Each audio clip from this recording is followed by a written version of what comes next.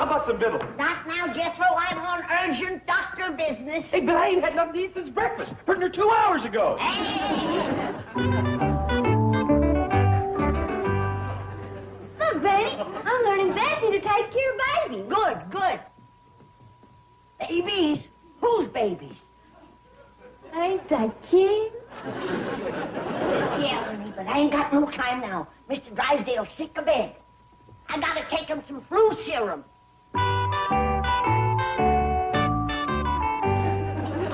No, Bessie. You done burped him once. Out of my way, medical emergency. What you looking for?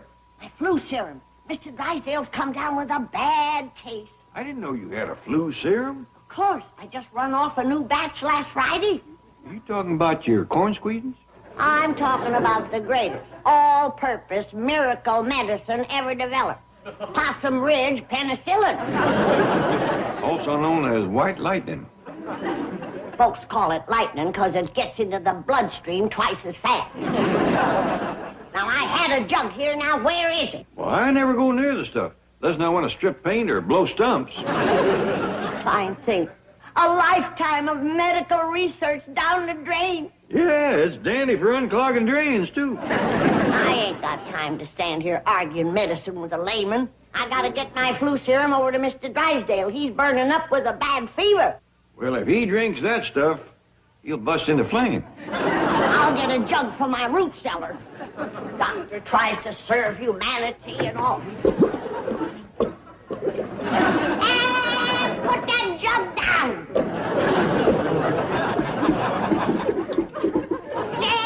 Dead. What's the trouble? Ellie Mae's bear is drinking my moonshine. My flu serum. Maybe he's got the flu. Well, don't stand there joking. Take it away from him.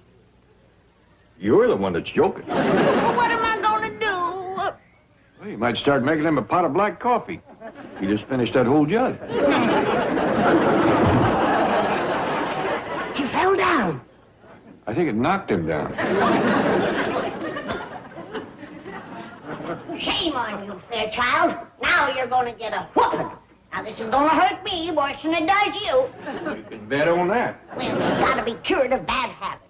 Spare the rod and spoil the bill. Give him a good birching, Jed. Annie, I wouldn't tackle a mouse after he had a snoot full of that Smoky Mountain skullbuster. Well, he's got to be punished. He will be. When that stuff wears off, he's going to wake up with headache number 340.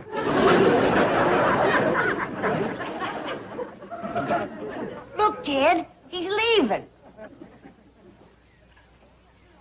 Don't worry, he ain't going far with that load. Well, humans come first. I'll fetch another jug from my root cellar and get it over and doctor Mr. Drysdale. Granny, Mr. Drysdale has got himself one of the finest doctors in Beverly Hills. Oh, thank you, Jed. I wish his wife thought as high of me. Oh, is Miss Drysdale home? Oh, she's the one that told me that he had the flu. Well, maybe you ought to leave Mr. Drysdale to her. I ain't gonna steal him. Us doctors take an oath agin that kind of hanky-panky.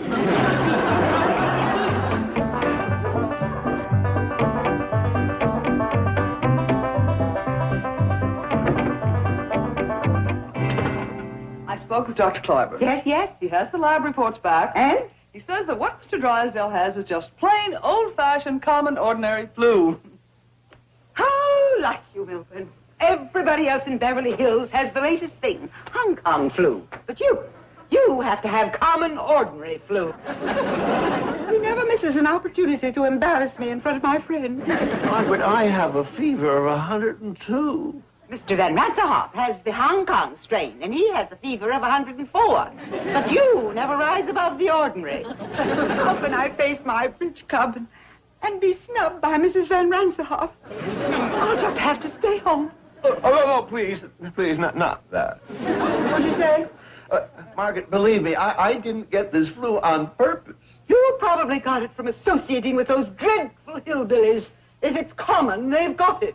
If it will take you off the hook, I'll try to let it go in pneumonia. Promises. All the money we spend with Dr. Cliburn, you'd think that he could have spared me this disgrace. Perhaps you can get him to change the diagnosis. Too late for that. By now, his nurse has blabbed it all over town. Wait, Claude. Don't go near Daddy. You'll get germs. Milburn, stop breathing.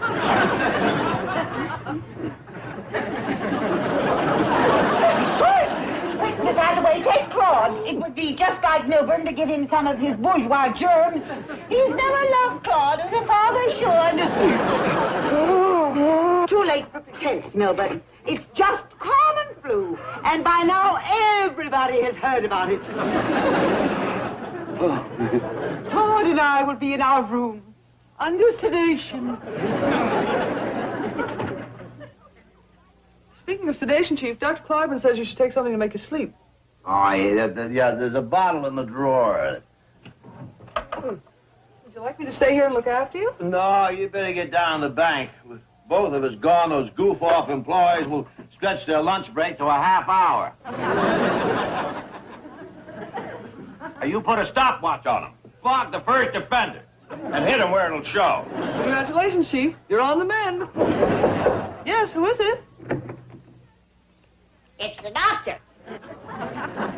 Howdy, Miss Jane. Hello, Granny. Now, cheer up, Mr. Drysdale. I'll have you well in no time. Granny, I'm under the care of one of the best doctors in Beverly Hills. I'm glad I've got your confidence. Just relax. I bring you some flu serum. I'm going to give you a shot. That thing? Oh, no. This is what you use for a shot. This is for tapping elm trees. Tapping elm tree? Nothing eases the tissy like slippery elm ooze. This is my flu serum. Now, I'll pour you a shot. No, Granny, I'll... Well, all right. Now take one every hour until the fever breaks. I'll be back to check on you. Try and get some sleep. I'll go with Granny. Sleep tight. I will if I drink this stuff.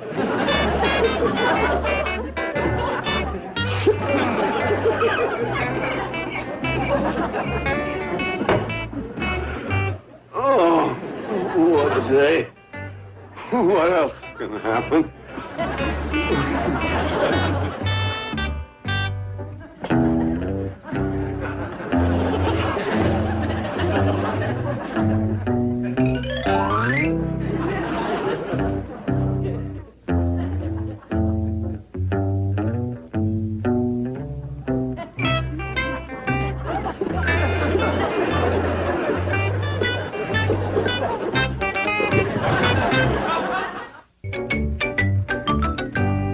Where you going, Doctor?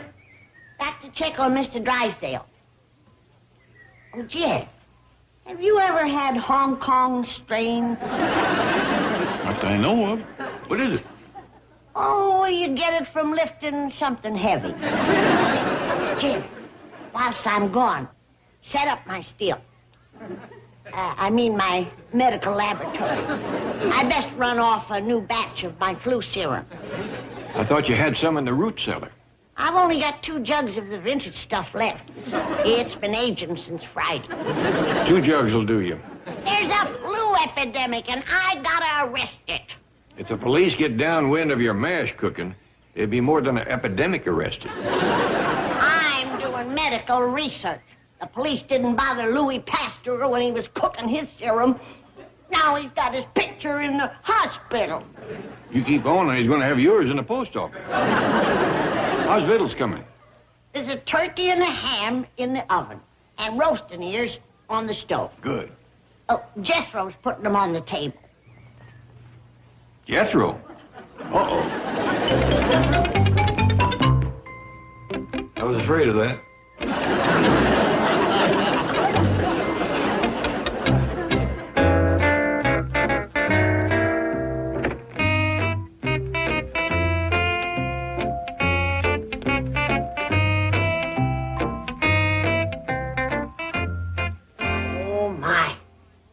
Sleeping nice and sound. That Smoky Mountain soothing syrup sure done its work.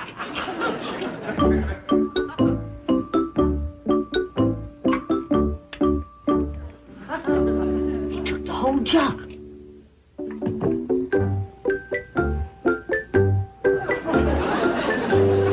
Heart's still beating.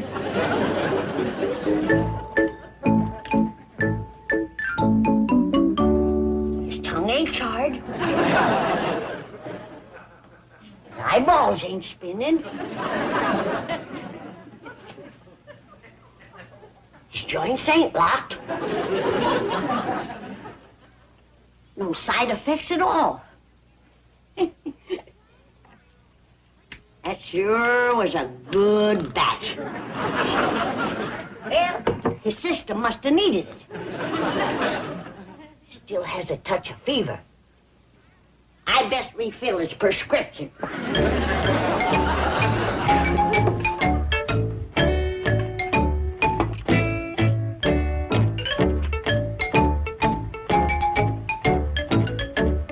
I forgot to see if he had a strained Hong Kong. I'll ask him when he wakes up.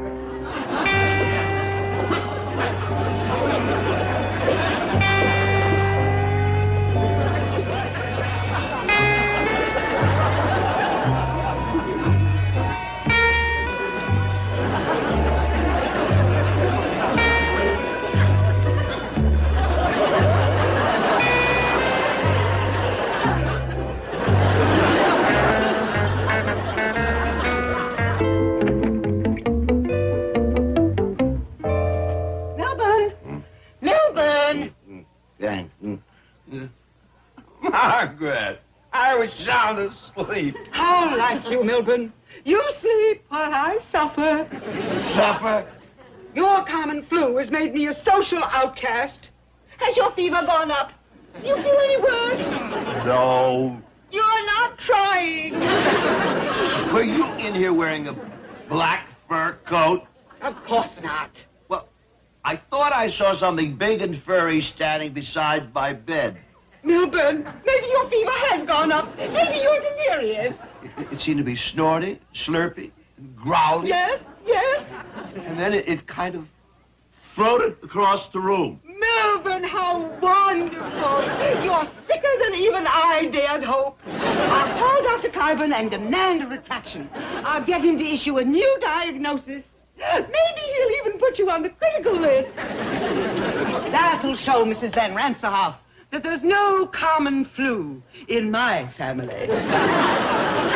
To a devoted wife, wherever you are.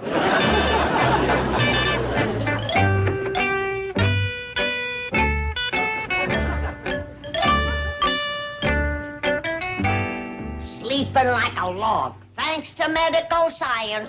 Granny, didn't you say you left a second jug? Yeah, I put it right there. Bessie found it. Jed, he emptied this one, too. He's still breathing? Of course he is. And his fever's busted. Pull the covers up, Ellie, so he don't chill. With what he's got in him, he couldn't chill at 30 below. Think I ought to leave another refill? No, now let's all get out here and let the man rest. Sure resting peacefully, ain't he? Just like he was rocked to sleep. Or stone. Bessie, get off that bed.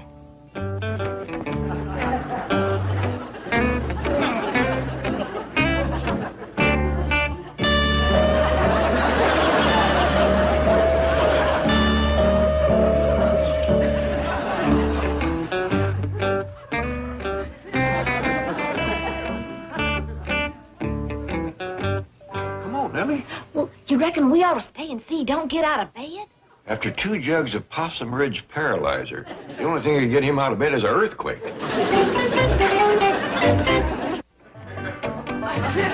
Milburn. Milburn, wake up. Good news, darling. Dr. Cliburn wasn't in, but I talked to his nurse and told her about your hallucinations. She thinks you may be suffering from some rare disease. What? Now I can go to the bridge club with my head held high. Just wait till Mrs. Van Ranserhoff starts bragging about her husband's Hong Kong flu. I'll simply annihilate her with your symptoms. Mother will be the envy of every woman there. Let me sleep. Maybe I should engage special nurses. Mr. Van Ranserhoff has them. I saw a nurse. What, dear? I saw a little nurse. She was about this high. She was standing on my chest. Reuben, how fabulous! You've redeemed me socially. I shall completely dominate the conversation at the bridge club. Be sure to call me if you get any worse. Oh, and darling, promise me you'll not take anything for it. Did we leave that door open? Not that I recollect. Reckon we got prowlers? You women folk wait out here. I'll go take a look around.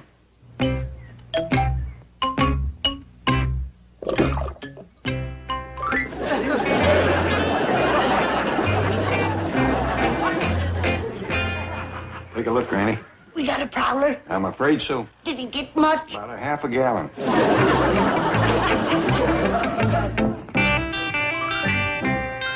It's that boozing bear again. I'll learn you to drink. I think he's got the hang of that already. Hit him in the nose, Jed. Make him let go of that jug. Then who's going to make him let go of me? Fairchild, shame on you. Put that jug down. What's got into you anyway? The last of my flu serum. That's what. You never used to behave this way before you went to Hooterville with Mr. Drysdale. She's right, Jed. It's Mr. Drysdale that led that bear astray. Mr. Drysdale ain't a drinking man.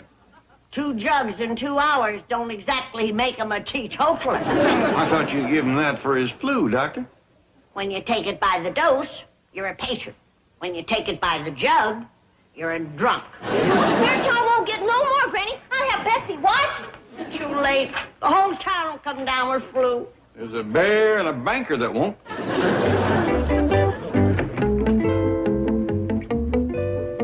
Chief? How are you feeling? A little better.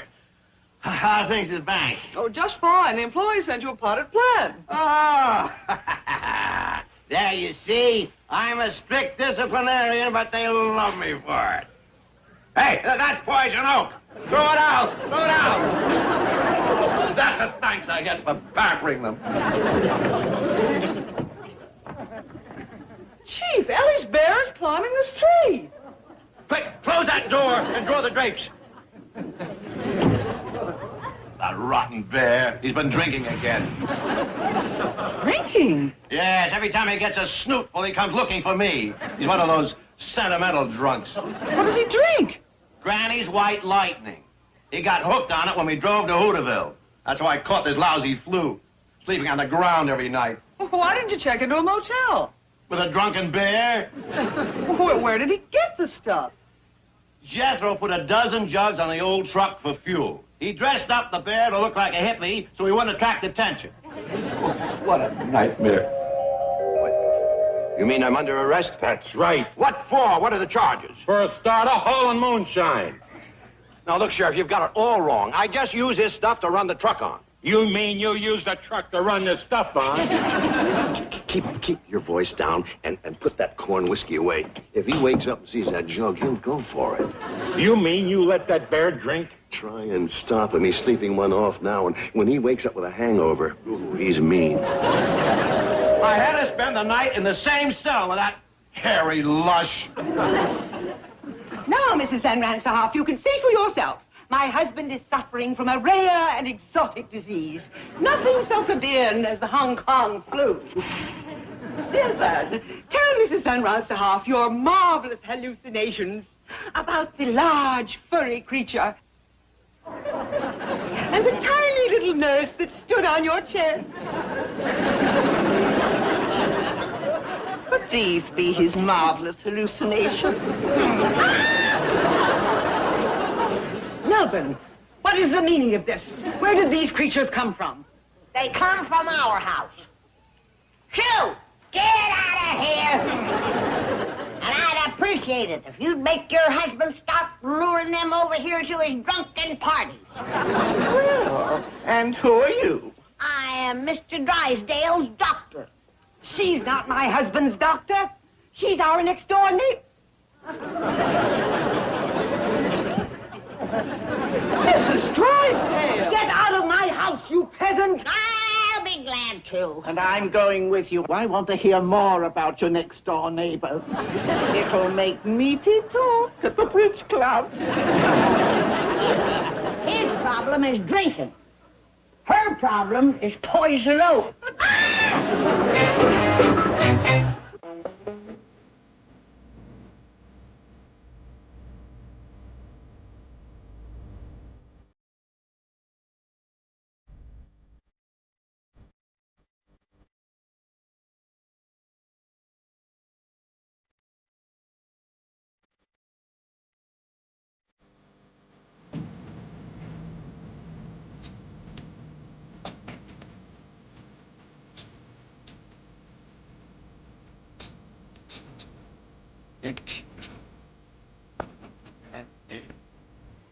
That has been a very nice presentation. Viacom. Good morning, Granny, sweetie. Beautiful job on the floor. Beautiful. Hey, love your mop.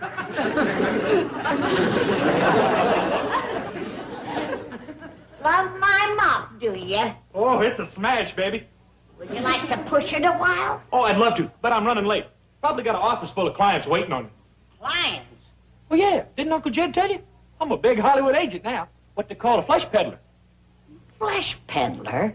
Yeah. I makes deals for the big stars. Then when they's through working, I get 10% of their money. Well, if you're starting a new job, you ought to at least comb your hair. Comb my hair? Baby, I paid $25 to have it styled like this. They teased it for an hour. It looks like they got it mad. Oh, you're showing more colors than a red rooster in a pumpkin patch. Love your country humor, sweetie. I'll keep you in mind for rube parts. What's going on with that boy, Jed? Oh, he's just feeling spry because he got himself a brand new job working in a butcher shop. Butcher shop? Yeah, he told me he was going to be a flesh peddler. Well, he told me the same thing. But he said that meant being an agent. What's an agent? Well, he finds work, and other folks does it. That'd suit Jethro, all right. Well, Limo ain't here yet, so I think I'll call New York and see if there's any Broadway openings I should jet in for. Jethro, Granny and me is a mite confused. Don't flesh peddling mean working in a butcher shop? Oh, man. How did a boy genius like me get born into this family of hayseeds? Now, listen. When I give out my bio, would you mind if I said I was adopted? Personally, I would appreciate it. Your limousine is ready, Mr. Bodine. Be right with you, chauffeur. Yes, sir. Ain't that a girl? That's right, sweetie. I hired me a big mess of girls. Got to give them something to do. Oh, refer any calls to my office. Where's your office? I got the whole 5th floor down at Mr. Drysdale's bank building. J.B. Enterprises Incorporated. What does the J.B. stand for? Jethro Bodine. Well, Miss Hathaway, my new employee incentive system that you thought so little of is already paying off. Well, I'm glad to hear it, Chief. Yes. You know that secretary downstairs you refer to as Dumb Bunny? Yes. Well, she just made a deal to lease the entire 5th floor to J.B. Enterprises Incorporated. Who are they? Only one of the biggest talent agencies in the entertainment field. I never heard of them. That's because you're not show business oriented. But Bunny is. She's a stripper. It turns out that she's got it up here, too. She got J.B. Enterprises to sign a firm, ironclad, 2-year lease. Fully dressed? Jealous? Yeah, read this and weep, Vassar graduate. And after pulling this coup, Bunny can quit her nighttime job. I can't even make out JB's signature. So he flunked penmanship, but he graduated magna cum laude. When is he moving in? This morning. I've just come back from inspecting the 5th floor. Oh, it's fabulous. I've had men working there all night. New furniture, new carpets, new drapes. Oh, take a look at this special drapery material I had created just for this important agent. You must have spent a fortune. Not spent, Miss Hathaway, invested. These big talent agencies gross in tens of millions. Why, just their account alone would be fabulous. May I come in? Come in, Bunny, come in. Thank you, Pussycat. Pussycat? You bring in $5,000 a month and you can call me Hound Dog. Bunny, I was just telling Miss Hathaway about that beautiful coup de finance you pulled off last evening. Oh, you caught my act at the club last night. I was referring to that lease with JB Enterprises. And as to your nighttime employment, you can give that up now.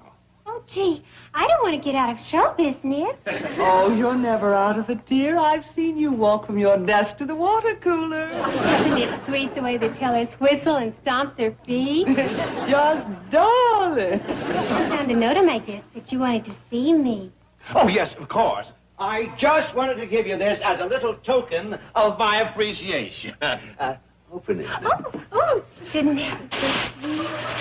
Oh, Pussycat, it's Marty. Well, it's no more than you deserve. I hope it fits. I'll try it on. No, not here, Bunny. Here. In there.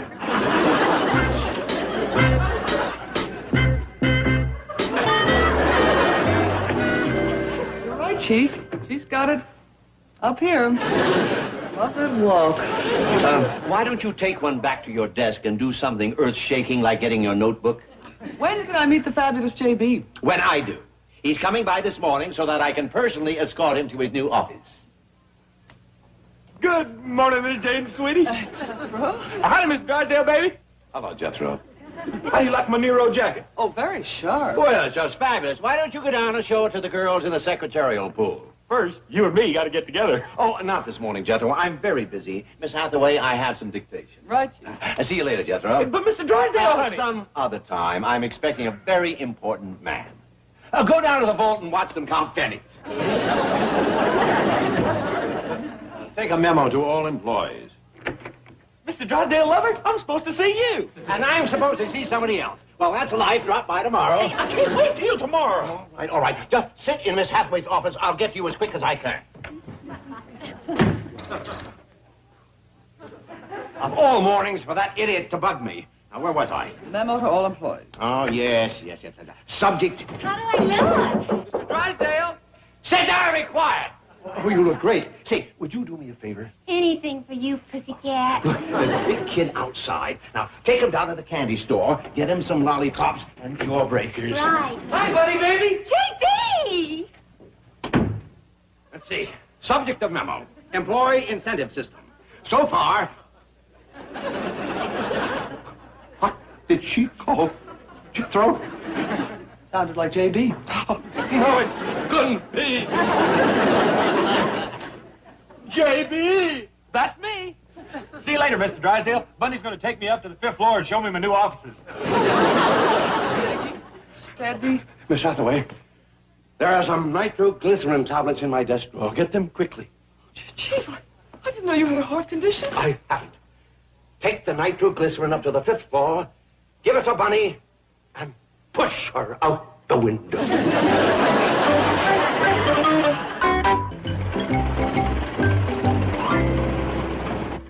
Fairchild, look at coming up the driveway.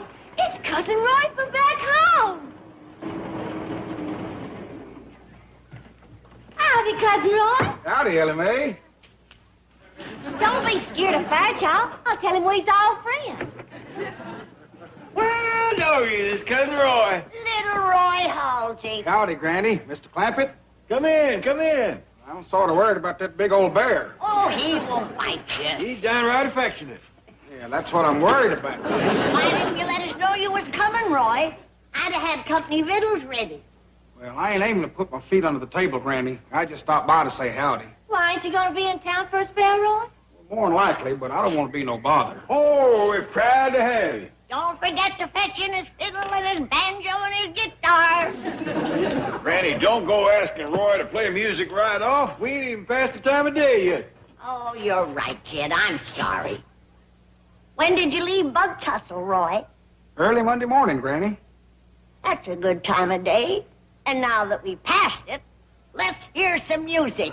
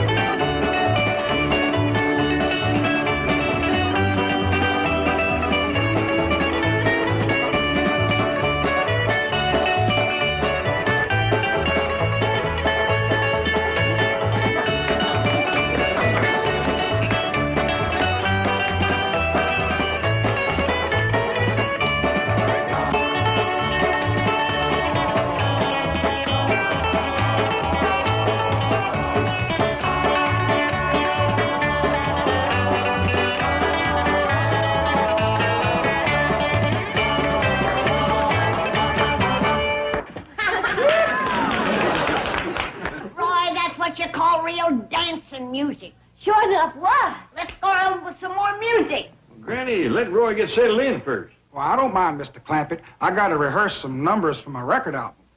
Record album? Gee whiz, Roy. I didn't know you was what you call one of them recording artists. Well, I ain't yet, Ellie. But this feller from this big record company heard me last Saturday and asked me to come out here to see about it. Where was you playing, Roy? The new crawdad room of the Bug Tussle Biltmore. You mean to tell me that they have added on to the Biltmore? It already was the biggest hotel in the county. Well, now they've built on a partial second story. You play there regular, Roy? Well, every Saturday night I play in Bug Tussle. And then during the week I play the small town. And now you're going to make records. Well, the deal ain't set yet, Granny. What I need's an agent to dicker for me. Well, Jethro's the agent. Yeah, what they call a flesh peddler. Well, I got a lot to peddle. Let's all go down and see the boy. Well, where is he? He's on the whole 5th floor of Mr. Drysdale's bank building.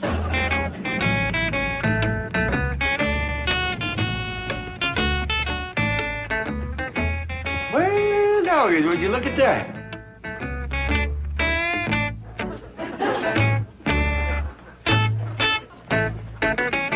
Is this Jethro's agency? That's what the JB stands for, Jethro Bodine. Oh, and to think I knowed him when he was just a country boy like me.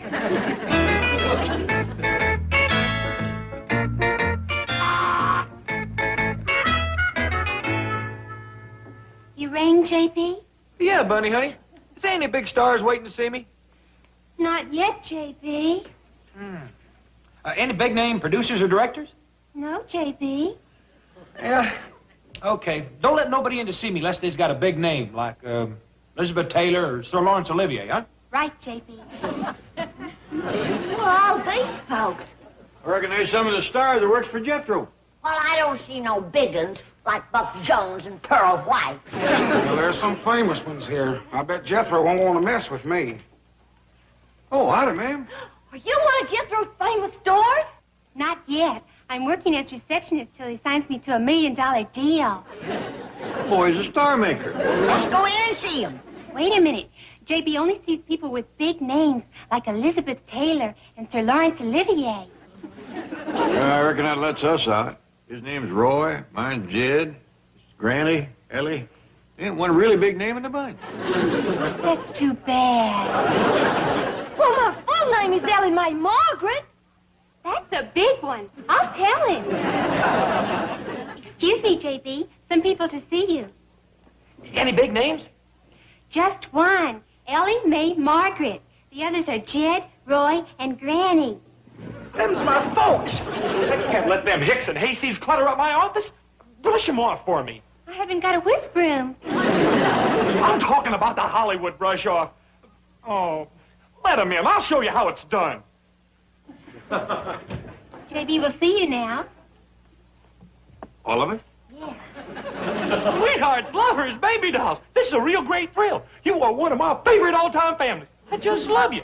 I wish I could sit down and talk over old times, but my calendar's full up. Hey, call me the next time you come into town, and we'll get together at my club. Real nice seeing you now. So long.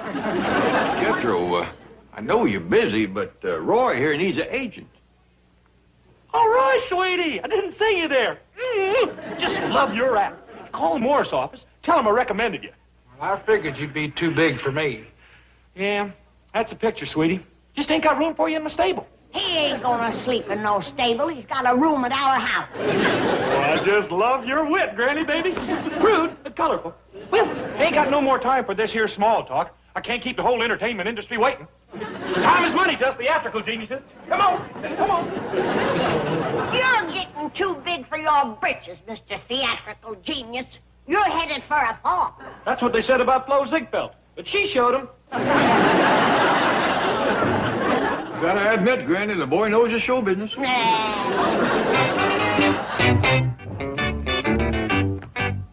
Oh, very posh, Chief. You did a beautiful job redecorating this floor. Yes, it cost me a fortune. And I'll never collect a penny of rent from J.B. Boy Genius. Not bad. That's a very impressive sign. See, wait a minute. Maybe I could rent this floor to Jack Benny. What do you think he'll pay? About what you're getting now. Pussycat. Hi, Miss Hathaway. Hi. What are you doing here? Your desk is on the first floor. Oh, I work for J.B. now. Then give me back that $200 suit I bought you. Okay. Oh, no, not here. Okay, come to the club tonight and I'll toss it to you from the stage. Never mind. I want to see the Boy Genius. Oh, he only sees big names. You see, yours is Milburn. And mine is Jane. Oh, you'll never get in. You're just a four-letter word. Oh, you Pussycat. That's a big one. Pussycat Drysdale's here to see you, J.B. Make it snappy, Pussycat. I'm putting a sharp edge to my golf game in case Bing or Bob or Dean calls and wants to hit a few balls over the net. Jethro, you're holding the club wrong. Why don't you try hitting the ball with the head down? And flatten out this $25 hairdo?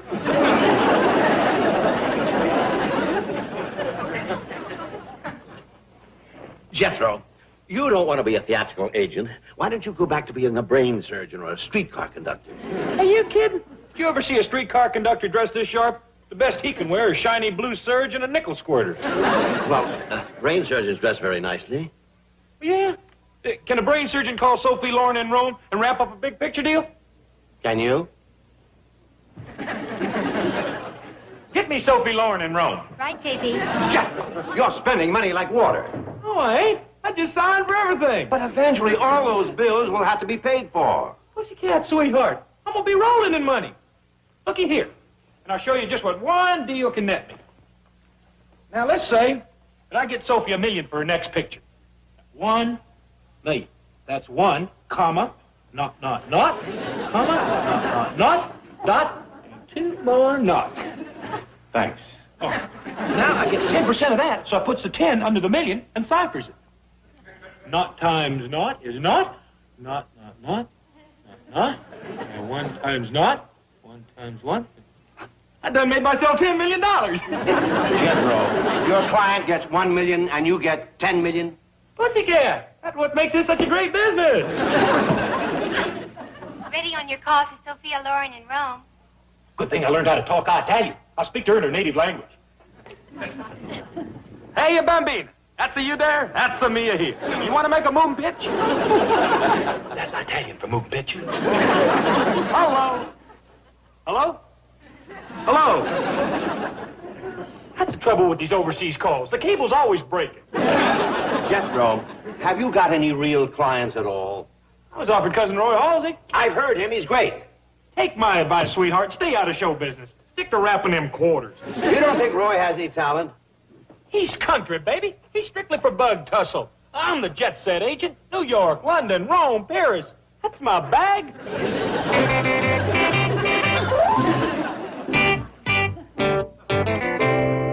Oh, Roy, Granny says the victuals is pretty near ready. Well, tell her no thanks, Mr. Clampett. I don't feel much like eating. Where are you going? Back to bug tussle where I belong. I ain't good enough for Hollywood. Well, who says so? Only the biggest agent of them all, J.B. himself. He wouldn't take 10% of me as a gift. Nah, don't pay no attention to Jethro. He says giddy up to his mouth before his mind is hitched up to it. Yeah, but when the biggest flesh peddler of all won't peddle your flesh, it's time to haul it home. Well, what about that fella that seen you back there at the Bug Tussle Biltmore and asked you to come out here and make records? They probably caught him and took him back to the funny farm. Come to the fancy eating room, everybody. Ellie Mae! Don't set a place for me, Granny. Oh, but Roy, I made your favorite dish. Coot cobbler, groundhog gravy, and shoat chitlins. Thanks, Granny, but I just wound up with a lot more flesh than nobody could peddle. Roy's going back home because Jethro won't take 10% of it.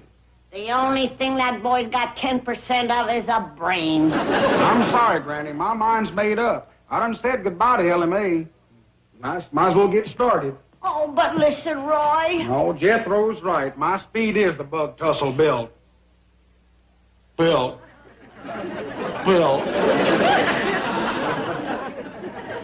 I'm awful sorry to hear you going back home, Roy. You are? Sure enough, I am. Well, I was hoping you'd take me along when you went to make your recording. You was? Sure enough was. Well, I just love to hear you perform. You do? Sure enough do. Why, it just turns me on. It does? It sure enough does. Oh, golly. Gee, God. Oh, Roy, you rascal. You sure know how to sweet-talk a girl. Roy, how about showing us what you're going to put on that record? All right. Stand back. Turn me loose. Here it comes.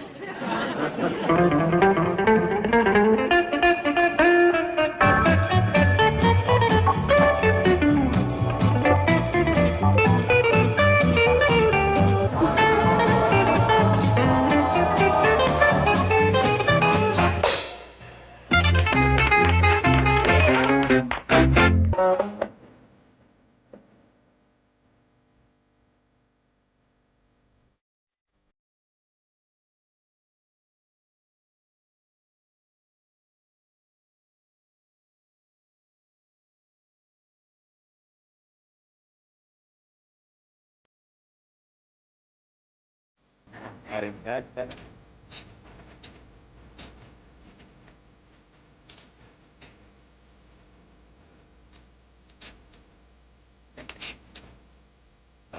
Now, you. This has been a Film-Wise presentation. Viacop's the question. Can a shy but talented boy from a small town in the Ozarks find happiness as a famous Hollywood recording artist? And now, let's follow Cousin Roy into the little mansion, around the corner, and up your street, where he is staying with just plain Jed, the widder Granny, our gal Ellie, and Jethro Bodine, boy agent. Yeah, Roy, how'd everything go down to that record company? Oh, just fine, Mr. Clampett. Did you make a recording? Well, now, Chap, this feller's got big plans. He wants to use the biggest recording studio in Hollywood, hire the best musicians on the West Coast, get a vocal chorus to back me up, and put out an LP album with my picture on the cover. Well, doggy. Well, there's just one little hitch. He ain't got no money. I'm thinking the same thing, Granny. Roy, you tell that man to go right ahead with his plans. We'll put up the money. Oh, I can't let you folks. We got more money than we know what to do with, right, Granny? Oh, that's the gospel truth, Roy. And nothing pleasures us more than to help a friend from back home. There's just one little hitch. What's that? I gotta hear what's going on that record. Oh, my pleasure, Granny. Granny, you got more excuses for making that boy entertain you. I like it, Jed. You make him sing for his supper, play the guitar for his laundry, and strum the banjo before you turn his bed down. That's true. I'm glad this excuse come along. I was running out. Granny, how'd you like to take a ride on the Orange Blossom Special? That's my speed, Roy. All aboard and take her out of the station.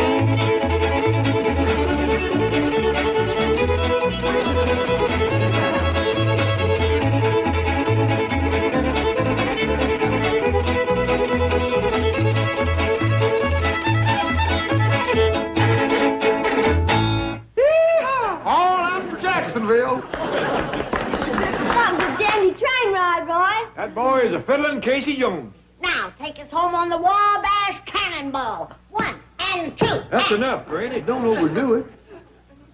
Party pooper. We have to have all that country music racket this hour of the morning. Us big, important Hollywood agents needs our rest, because we burns a midnight oil. I'm awfully sorry, Jethro. I mean, JB. Oh, that's all right, Roy, sweetie. Sorry for you brush apes to know how to act around a giant of the industry, like yours truly. Think I'll give yours truly a fat lip. Simmer down, Granny. He'll be leaving for his office directly. I'm pretty, Bessie. Bet you'd like to have an outfit like that. Tell that ape to let loose of my peace symbol. What's a peace symbol? All us agents wears them. It shows that we got a piece of somebody. Hey, get the door, will you? It's probably my joke. Would you tell JB his limousine is ready? Sure will, ma'am. Come in. He's just over there at the mirror primping. Oh, Joker, did you have that color TV set installed in the back seat of my limo? Yes, JB. In my stereo tape deck? Yes, JB. In my 2 telephones? Yes, JB. Oh, what about the snack bar and refrigerator? They're installed, JB. Good. Now I can have victuals, watch TV, and long distance my clients while he's rushing betwixt studios. There's just one problem, JB. Huh? What's that? You'll have to ride in the front. There's no more room in the back. Oh, that's showbiz. Well, so long, lovers. Oh, don't hold supper for me, Granny. Likely to be invited to eat with Frankie or Dino in the Rat Pack.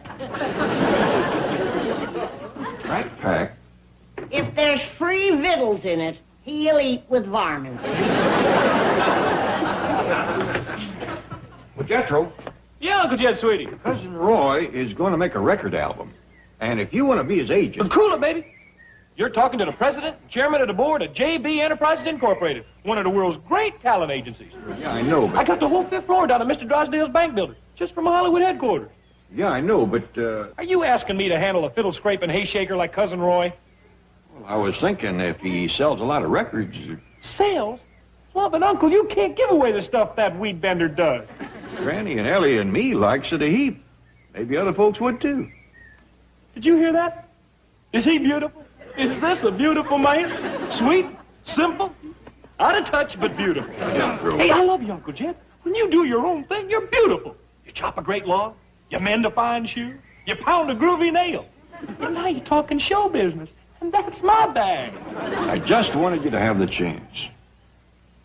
You're beautiful. A beautiful old gentleman. A great symbol of a forgotten generation. Sorry I bothered you. Oh, no, I love you, Uncle Jed. I don't blame you for picking my brain. Believe me, Jethro, nobody picked your brain. You was born with it. Chauffeur, drive me to the MPPA on the double. Yes, sir. Motion Picture Producers Association. No. Mother Panoli's Pizza Automat. I'm starving.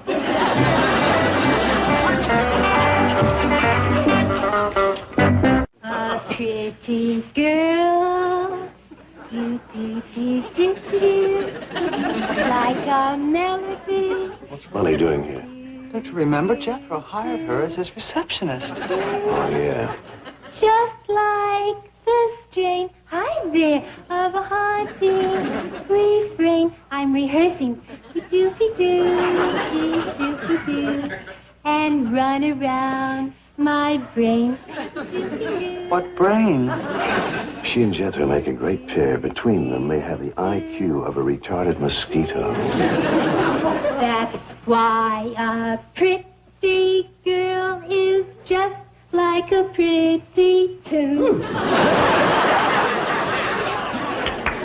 That's a smash finish, Bunny. You should let Mr. Drysdale work in your act. Would you, Pussycat? Don't be ridiculous. Tell Jethro I want to see it. Oh, JB isn't in yet. Yes, he is, Bunny, honey. Hiya, baby dolls. What brings you to the Nurse Center of the entertainment world? I need to talk to you, Jethro. I'm awful jammed up, sweetie. I'll have to check my calendar. How many superstars is waiting in my office to see me? None, JB. How many long-distance calls I got to return? None, JB. What time is my first appointment? You haven't got one, JB. I guess I can squeeze you in. Isn't JB just unbelievable? Totally. Now, what's on your mind, landlord baby? Your rent. $5,000 a month. How do you intend to pay it? Sweetheart, I got unlimited credit. Oh, where? Right here in your bank. Who okayed that deal? I did, Pussycat. You don't work for this bank. I did when I okayed his credit. Hey, I wish I had more time to kibitz with you, sweetie, but I'm real busy. Real nice of you, though, to drop by. Leave your number with my gal, and quick as I have a free moment, I'll give you a buzz. Right now, I'm swamped. Roy, watching you make that record was a real treat. Sure enough was. And thanks for letting Bessie come along. Ain't she cute in her agent outfit? Just like Jethro. Makes just about as much sense. How'd the recording go, Roy? Okay, I hope. Better than okay, Granny. Sure was. Best singing and playing you ever did hear. I didn't hear it, darling. I was slaving over a hot stove out in the kitchen, all alone. So the rest of you would have hot victuals when you come home. I wish you could have been there, Granny. So do I. I love to hear you sing and play. Did you do Under the Double Eagle? That was his first number. It's one of my favorites. But I had to miss it. 'Cause I was out in the kitchen fixing victuals for the rest of you. Well, his record will be out in a couple of days, Granny. Yeah, you can hear it then. Good. Good. How would you like to wait a couple of days for your victuals? You know what I think I'll do, Mr. Clampett? What?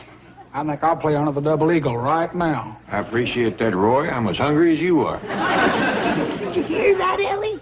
Roy's gonna play. Oh, what a nice surprise.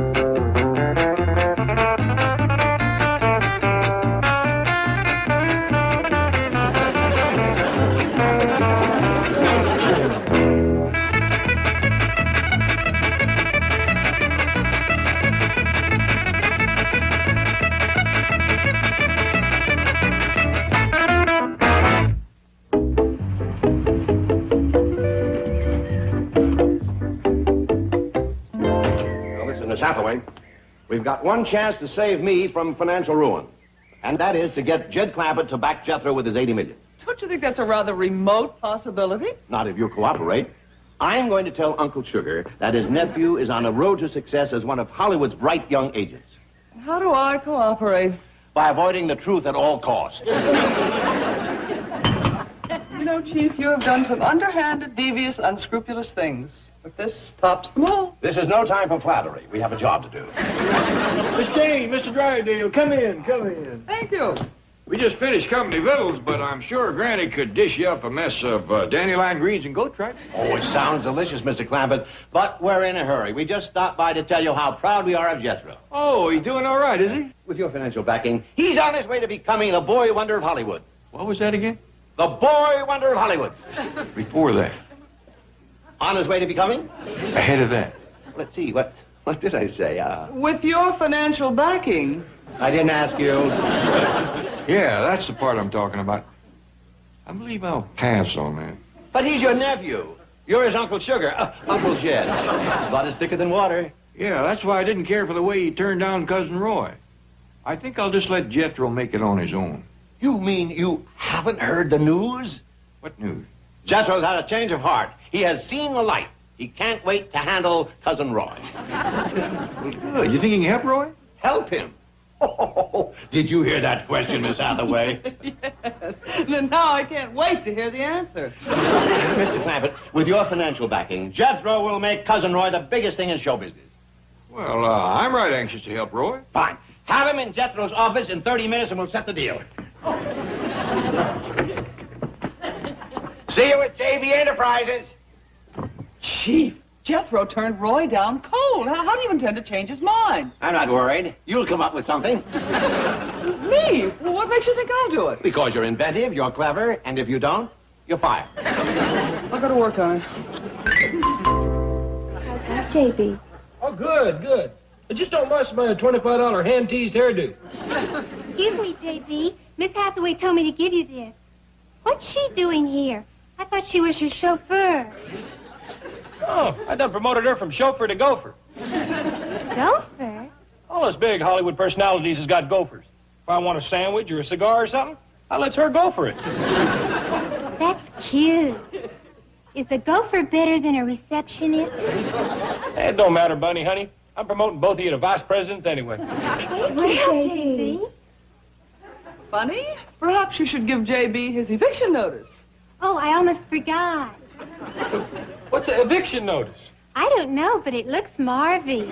Oh, it's very Marvy. It says that unless you come up with $5,000 rent immediately, you will have to move out of this building. Gee whiz, I can't come up with $5,000 immediately. But I can give you part of it tomorrow. You can't? Yep, that's the day I get my 50 cents allowance. I'm afraid that's hardly adequate, Jethro. You'd better give these girls their notice and start packing. Please, Miss Jane. Ain't there some way I can keep all this? It's hard work, but I like it. It's all over, Jethro. What about the credit I okay? It's been canceled. I hope you haven't given up your job at the club. I was going to. After all, a vice president shouldn't do a strip tease. That's showbiz. I better rehearse some more. A pretty girl, be-doopy-doopy-doo, is like a melody, be-doopy-doopy-doo. Miss Jane, ain't there some way I can save my empire? Well, there's one possibility. I'll do anything. Just name it. What is it? Become Cousin Roy's agent. Oh, he'll ruin my international image. After all, could I introduce that Ridge Runner to Elizabeth Taylor? No, you couldn't. You see? You don't know Elizabeth Taylor. Well, I'll need a long time to think this over. You have 5 seconds. That's long enough. I'll do it. Da da da da da da da da. Because a pretty girl is just like a pretty tune. I'm awfully sorry. I didn't see you. Oh, that's all right, ma'am. I hope you didn't hurt nothing. Sweetheart, lover, baby doll. Yes, JB? Not you, him. Roy, sweetie, you're a sight for sore eyes. Why didn't you let me know you was in town? You've been staying at the house. You've been sitting right across the table from him. Roy, sweetie, I've been going to so many premieres, the lights has done blinded me. Like I said, he's a sight for sore eyes. Well, step into my office, talent, and we'll option us some clauses, make us to a long-term suspension. You gotta admit, the boy knows his show business. Yes. Howdy. Hi. Gee, he's cute. Oh, thank you. He's an agent just like Jethro. JB never told me he was married. Now that I've seen his kid, I can understand why. I think I got it. What's been holding you back is your country bumpkin image. The big thing now is rock groups. What are some of them groups, baby? Well, there's the Jefferson Airplane, the Electric Prunes, Strawberry Alarm Clock, the Animals. That's it. I'll make you part of a group. Yeah, if I keep eating Granny's cooking, I'll be a group all by myself. Don't break my train of thought. I'm creating you a new image. Something different, colorful. Gopher, baby, spread the word around that at 4:30 tomorrow afternoon in the offices of JB Enterprises, Inc., we's going to prem a new act. Blue Boy Roy and the Electric Zoo.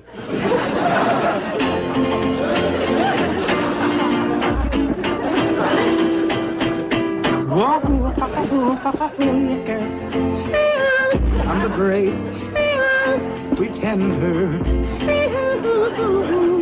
pretending I'm doing well.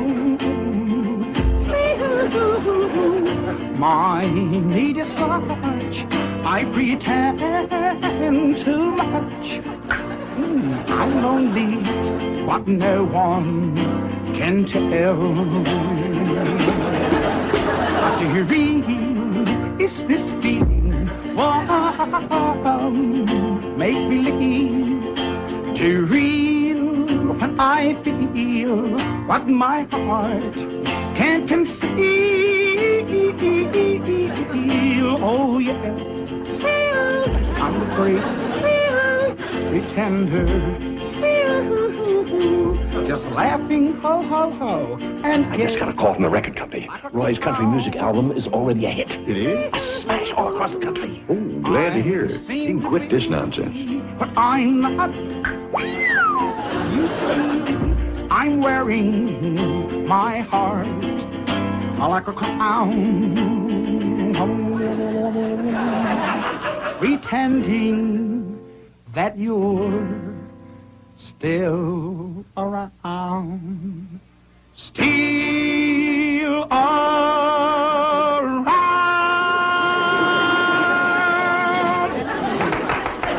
Dynamite, Roy, sweetie, dynamite. You're on your way. You're going to be the biggest name in show business. I'm sorry, J.B. This kind of stuff ain't for me. Hey, cool it, baby. You put me up tight. I'm your manager, your agent, your flesh peddler. You be peddling my way, or we split. You become instant has-been. Well, I guess I'll just have to take that chance. Well, then your contract with me is hereby annulled and ratified. I forthwith cancel all clauses, sub-clauses, suspensions, parties of the first part, hereby and wherefore. Jethro, we have some news for you. And some advice. Stick with Roy and his country music. Are you two old-timers at it again? What you just seen here is a happening. This boy was a caterpillar. I turned him into a butterfly. But Jethro... It's too late. You blew it. For me to be your agent again is going to take a lot of crawling. Roy, your record album is a big hit. It is? It's selling like hotcakes. You're going to be rich. No fooling. Come on, let's go home and celebrate. Hey, hold it, Roy. I said there was going to be a lot of crawling. Well, here it comes. Look at me, Roy. I'm crawling.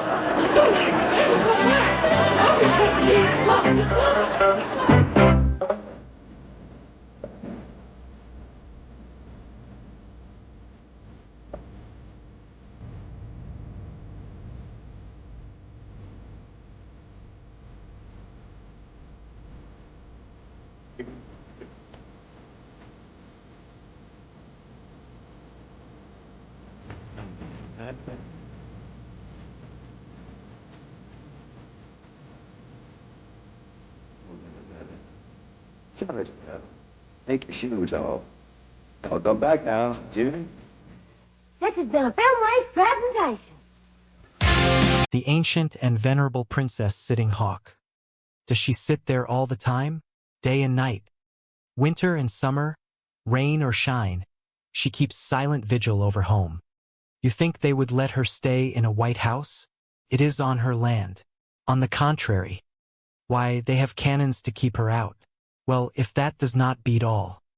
Cannons to keep out a poor old 150-year-old Indian woman? You cannot hardly blame her for feeling spiteful. Is that why she wears all that war paint? Would you not if somebody pointed cannons at you? Now, you have sympathy and understanding for her cause. She is going to like you. I feel it. Can we go talk to her now? I will ask her. She has agreed to a powwow. Chattanooga. Choo-choo. Paleface Cayuga. What did you say? I told her you were very friendly. Good. Paleface Sequoia. She says you are tall. She likes that. Paleface Anderosa. She likes your mustache. Paleface Tippecanoe. Shoshone too. She says you are a combination of Lincoln and Roseland. That is right, Cayuga of her. Paleface Potawatomi. No, Potawatomi. What was that? She wanted to know if you are a politician. Tell her I am a farmer. Paleface Manitoba. Tallahassee. She is very pleased. Tell her I am a doctor. Paleface Squazuni. Azuni. She is very impressed. I did not get no Tallahassee out of her. Tallahassee. That is better. Saskatchewan. She has invited us to sit down. Well, maybe we better get down to business. Ask her if she will sell me the White House property. I will do that. Tell her if she does, I will do my best to shape her. What? Take her into the White House. Oh yes. But, Jed, we have not been tooken ourselves yet. Do not worry, dear friends. Before this day is over, I promise you we will be thoroughly shaped. What is Settenhoff doing in there? She is getting help from the spirits. Well, she ought to lay off. Sounds like she has had enough. Oh no. She is contacting the spirits of her ancestors who have gone to the happy hunting grounds, asking their advice. I hope they advise you to sell me the White House. First thing I am going to do is take them cannons away. Yeah. Looking down the mouth of a cannon every day must be awful scary. Not the sitting hawk. She is fearless. Even General Custer could not drive her from this spot. He tried, did he? Rode in here with his cavalry, yelling, shooting, waving their sabers. But she never budged. Spunky little woman. A bravey so impressed General Custer that he called her courageous adversary. A name which has stuck to this day. I would have called him a few names. Sitting Hawk got her revenge. She told her cousin Sitting Bull. You know what happened to Custer? Oh yeah, Waukegan. What is that? It is the deed to the White House. Oh good. Sitting Hawk. Poughkeepsie. Paleface Wigwam. Sequoia, Manitoba. She has decided to sell the White House to the tall farmer. Oh, I am right, Tallahassee. Ask her how much she wants for it. Yucca lumpum. Uno allege. He and the spirits have arrived at the price of 1 million. Tell her it is a deal. Caracas. Venezuela. Write the check. Oh, shall I make it out to Sitting Hawk? Yes, but include the name bestowed on her by General Custer. That is courageous adversary Sitting Hawk. I do not hardly have room for that. Just use the initials. That is the custom here in Washington. Courageous adversary Sitting Hawk. Well, what do you know? Comes out just like the other check. CISH. Oh, what a coincidence. Is not Sitting Hawk going to get the money? Of course, but first I have to change it into beads for her. Here. Here is the one key you get. Howdy. Howdy. We are the Clampetts. This here is Granny, Ellie Mae, Jethro, and I am Jay. Howdy. Howdy. Can I help you folks? Oh no, thanks. We are all able-bodied. The president is going to shave for us. I beg your pardon. Can you keep a secret? I think so. I percept the White House from Sitting Hawk. The whole fool of them. How is he going to give the president his more key gift? And he will be right tally-hussy to get it. Well, we best ask Atcham for a supper table. Hey, can we see the president now? Just a second. I will, see if he is busy. Captain Frank at these gate. I got 4 dingalings here. 'Kay, but hurry. What did he say? He is sending a car for you. Oh shucks. We will walk. It is not but a couple 100 feet. No. You just stay right here. The president would not have it any other way. Well, that is real Cayuga. Oh, he is very Cayuga. Do you notice anything familiar looking about Jed? Should I? He is Tippecanoe and so show me too. Now that you mention it, he certainly is. It is being Sequoia and having a Ponderosa that does it. But he is not no pot to what to me.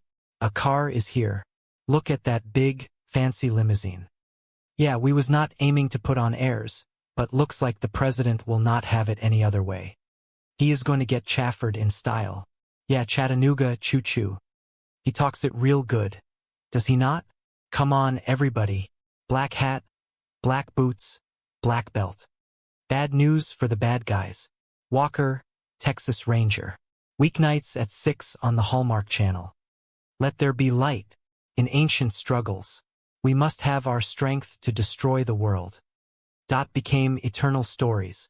What could a man know of a God so mighty as to make all this? Egypt will starve. In the Beginning premieres tonight at 7 on the Hallmark Channel. Come and listen to my story about a man named Jed. A poor mountaineer, barely kept his family fed. And then one day he was shooting at some food. And up through the ground, come a bubbling crude. Oil that is, black gold, Texas tea. Well, the first thing you know, oh, Jed is a millionaire. The kinfolk said, Jed, move away from there. Said, California is the place you ought to be.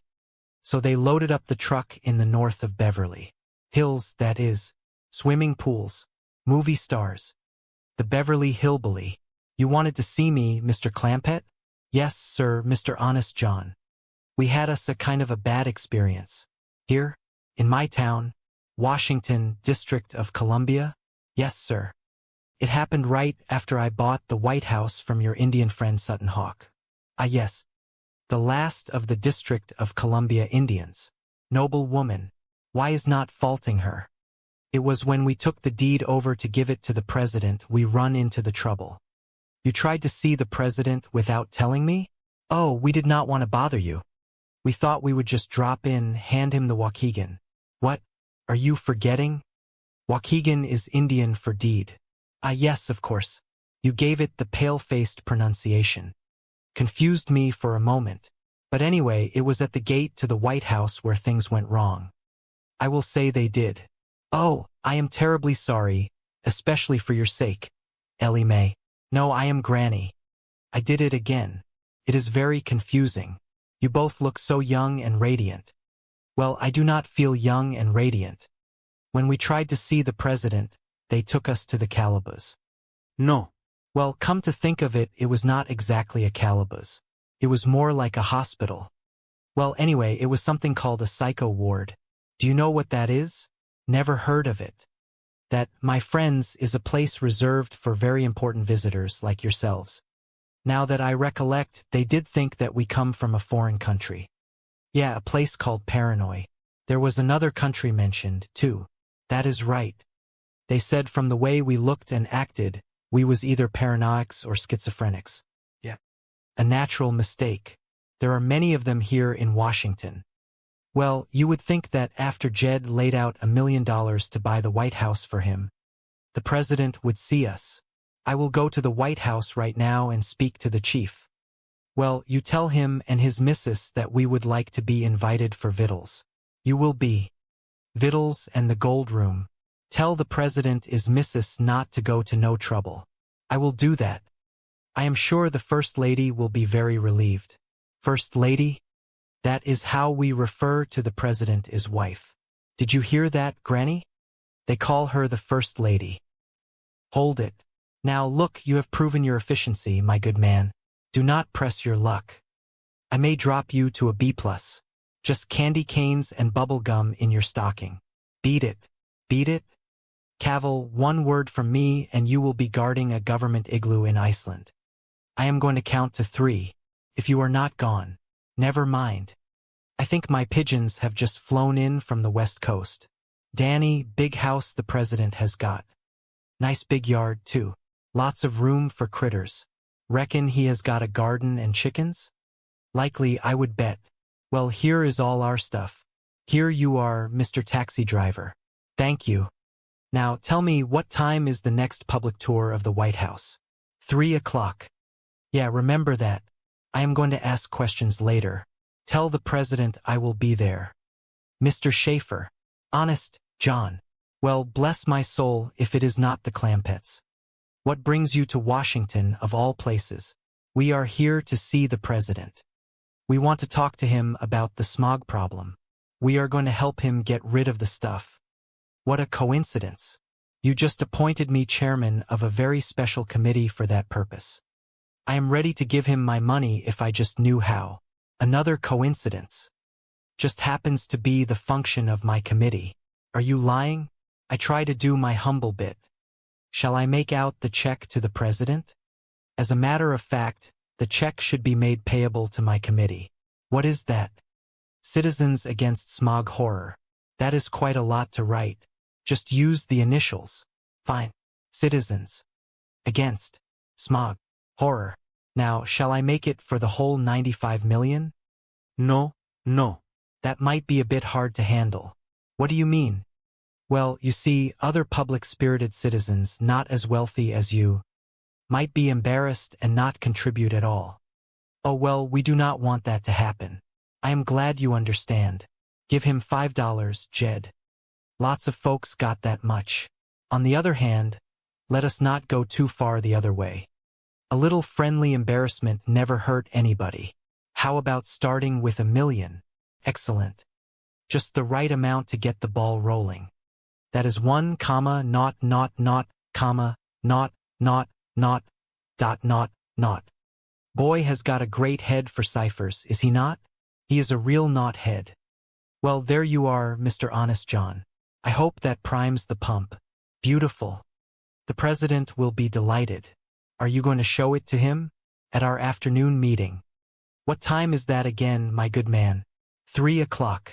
That will be on time. I am a busy man. You must know the president pretty good. Pals, buddies. Well, why do you not take us to the meeting with you? We would like to say howdy to him. And he would like to say hi-dee to you. Oh golly. However, the Secret Service requires security clearance. Will that take long? Do you happen to have birth certificates, color photographs, passports, and a complete set of fingerprints with you? Why, no, we are not. Well, I am afraid it will take a while. Meantime, I will put you up at a nice, comfortable hotel. Yeah. Taxi. These are dainty fine accommodations, Mr. Honest John. Well, thank you, Mr. Clampett. Here, let me show you something. Here you have a magnificent view over the entire city of Washington. Well, is that not pretty? Granny, believe me, Mr. Honest John is fixing us up real nice here. Well, it is all right, but it is not like staying at the White House. Sure is not.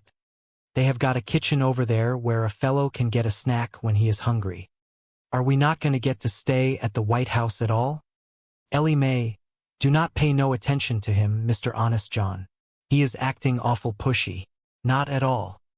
As soon as I have straightened out the matter of security clearance, I am sure the president and his wife will issue you a formal invitation. Oh boy. Well, you tell them that they are not taking in a family of freeloaders. We will pitch in and help with the housework and the chores. I will make that matter crystal clear to him. We are glad of life to you. Glad to do it. See you later, friends. Shifty. Baby, how did it go? Like $1 million. And here it is. $1 million. Beautiful. I can have us packed in 5 minutes. Wait a minute. Where are we going? Mexico, Venezuela, you name it. Flo, there are 94 more where this came from. Now, do not get greedy. Let us take our $1 million and play it safe. Baby, this is a chance of a lifetime. Think big. I am thinking big. We could get 20 years apiece. Max, I have got those hillbillies in the palm of my hand. They are grapes waiting to be picked. How? Well, I have got $1 million for smog. I will get $1 million for something else. How? I will think of something. I will sell them the White House. How? You sound like an Indian. That is it. You are going to be an Indian. What? It is beautiful. They will love it. You are the last of the Columbia Indian. And that, dear friends, is why the president is embarrassed to invite you to the White House. You mean he does not even own the house he lives in? Not so much as a stick of furniture belongs to him. That is terrible. No wonder he cannot ask us to stay. I would feel the same way in somebody else's house. Who owns it? The White House stands on Indian ground. No. Yes, this entire area was once occupied by the Columbia Indians. That is why, to this day, it is called the District of Columbia. Well, cannot the government buy it from the Indians? There is only one surviving member of the Columbia tribe, and she refuses to sell. She? Yes, the ancient and noble Princess Sitting Hawk. What noble mean? Proud and defiant woman. Not all the pale-faced pony soldiers can drive her from the land she feels is rightfully hers. Why will she not sell? Sitting Hawk does not trust politicians. She says they speak with forked tongue. Well, cannot the president get her to sell the White House to him? I have been chief executive since Lincoln has tried. Lincoln? How old is she? Well, no one knows for sure, but at least 150. Indians do live a long time. She would not even sell to Lincoln? Well, she likes certain things about him. The fact that he was tall, a simple man, humble, honest. I would say that Lincoln and Teddy Roosevelt have come closest to impressing Princess Sitting Hawk. She favored Teddy, did she? Well, he was a rugged outdoor man. She admired that. She liked his mustache. She called him chief hair on the lip. Them two was the only ones that come close. Huh? Yes, if there only existed a man who combined the qualities of both. Tall, simple, humble, honest, a rugged outdoor man with a mustache. You are describing Jed? one who had never been involved in politics. That is Jed. Who? Jed Clampett. He is sitting right here. Now, Granny. By charge, I think she has got it. Shucks, no. Did you hear that? Shucks, no. Says everything. He is simple, he is humble, he is honest. He is tall, and he has got hair on the lip. He is our man. Forget it. I cannot handle nothing as important as this. Mr. Clampett, when Andrew Jackson, Old Hickory, was asked to fight the Battle of New Orleans, do you know what he said? Forget it. I cannot handle nothing as important as this. Is that a fact? But he won, and you will win. History has chosen you, and you cannot refuse. Do it, Jed. Then we are sure to get an invite to the White House. Well, I am not going to do it just for that. Then you will do it? Well, at least the president is mine. Least I can do is try. Spoken like a true patriot. I will take you to Princess Sitting Hawk and act as your interpreter. You talk Indian? I learned as a child. The tongue of the Columbia Indians was the second language in our home. How come? Well, many moons ago, my family befriended the tribe. When all other pale-faces were against them, the Indians knew they could always find refuge in the home of a shaper. It was nice of your folks to take them in. Our name has become part of the Indian language, synonymous with hospitality. To this very day, to be taken in is to be shapered. Look, Jed, I think I see her. Is that her Ernest John? Yep. There she sits in front of her lonely teepee. The last of the noble Columbia Indians. All right. Now, Mr. Drysdale has told me of your generous and patriotic offer to donate your entire fortune to the fight against air pollution. Yes, sir, it is only $95 million, but you are sure welcome to it.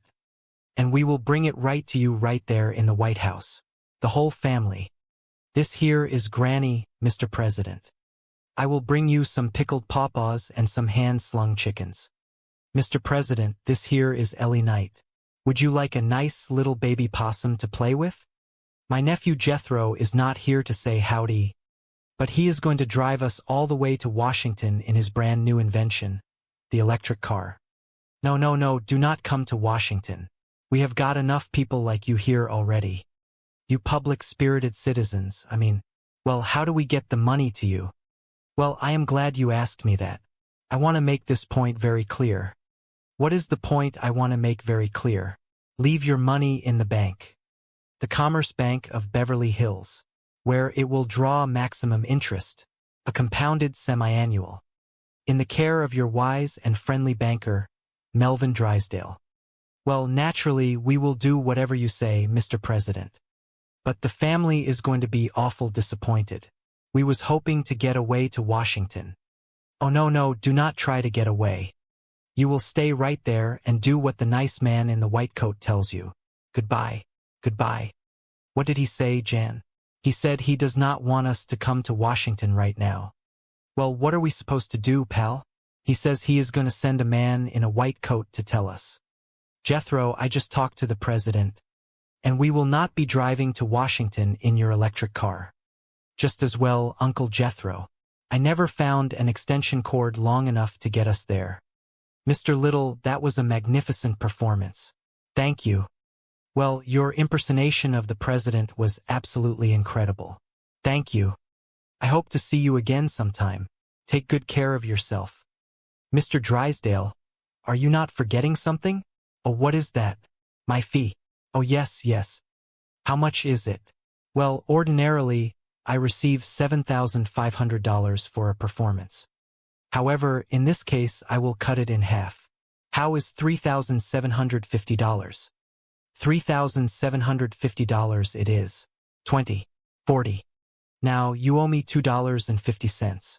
No, that is $3,750. A 5-minute worth of work? The president does not get that much, and he is the real thing. Excuse me, Chief. These foreclosures are red. Are you not Rich Little, the impressionist? Yes, I am. Oh, Mr. Little, I just love your impression of John Wayne. Huh? Well, thank you very much, ma'am. Now, let me say that if we had girls like you out on the trail, I never would have given my horse a second look. Oh, that is marvelous. Thank you. Hey, and your Ed Sullivan is an absolute classic. Oh, Ed Sullivan? Wonderful. Would you do me a favor there, young sir? Would you come on our show next Sunday night and bring your stuffed giraffe? Yes. I would love to have you. What else are you going to have on the show? A World War I with the original cast. In living color with a surprise ending. Oh, is he not fabulous? He certainly is. It has been a real pleasure. Wait a minute. You are forgetting something again. Oh yes, you will see. What are you charging her for Wayne and Sullivan? Oh, nothing. I will accept the same arrangement. Watch this. Do not leave no milk for a spell. We are going to Washington, Granny. Yeah. Well, you are going to Washington. We are? That is what the message says. Have a good trip. Hey, Uncle Jeff, we are going to Washington. We just got the message. What did you say, boy? We are going to Washington. The fellow in the white coat just brought the message from the president. Well, where is he? Yonder he goes. Is that not the milkman? Being a milkman is what you call a cover. Cover? He is really a secret agent for the government. Is he not? Yeah. I learned all that stuff when I was a double-knot spy. Well, I reckon we best get packing. Should I convert my electric car back to steam? No, I think we better fly. When the president sends for you, you do not want to keep him waiting. Well, if he comes in, will you please ask him to call his office immediately? It is an emergency. Thank you. How do you like it, Miss Holloway? Chief, where have you been? Shopping. Any messages? Oh, just one, but it is a beauty. The Clappers are leaving for Washington. What? They are determined to give their $95 million to the president. We have got to stop them. Get rich little back. You are kidding. Huh? Here is a signed check. He can make it out for any amount he likes.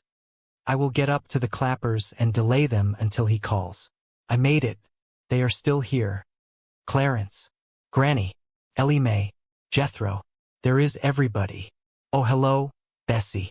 Is that for me? How are you? Dear Mr. Drysdale, please feed the critters till we get back. Enjoying your flight? Yes, ma'am. Thank you. We are going to Washington to see the president. We are going to give him $95 million. Oh boy, you know the president? Talked to him this morning. I am fetching him a baby possum. And I am taking him a jar of pickled pawpaws and some hand-slung chitlins. We was going in my electric car, but I could not find no 3,000-mile extension cord. That is very interesting. Young lady, how high would you say we are flying? A lot higher than the plane. Weeknights on Hallmark. Watch great stories. I am an angel. And witness the miracles. Touched by an angel. Weeknights at 8 on the Hallmark Channel.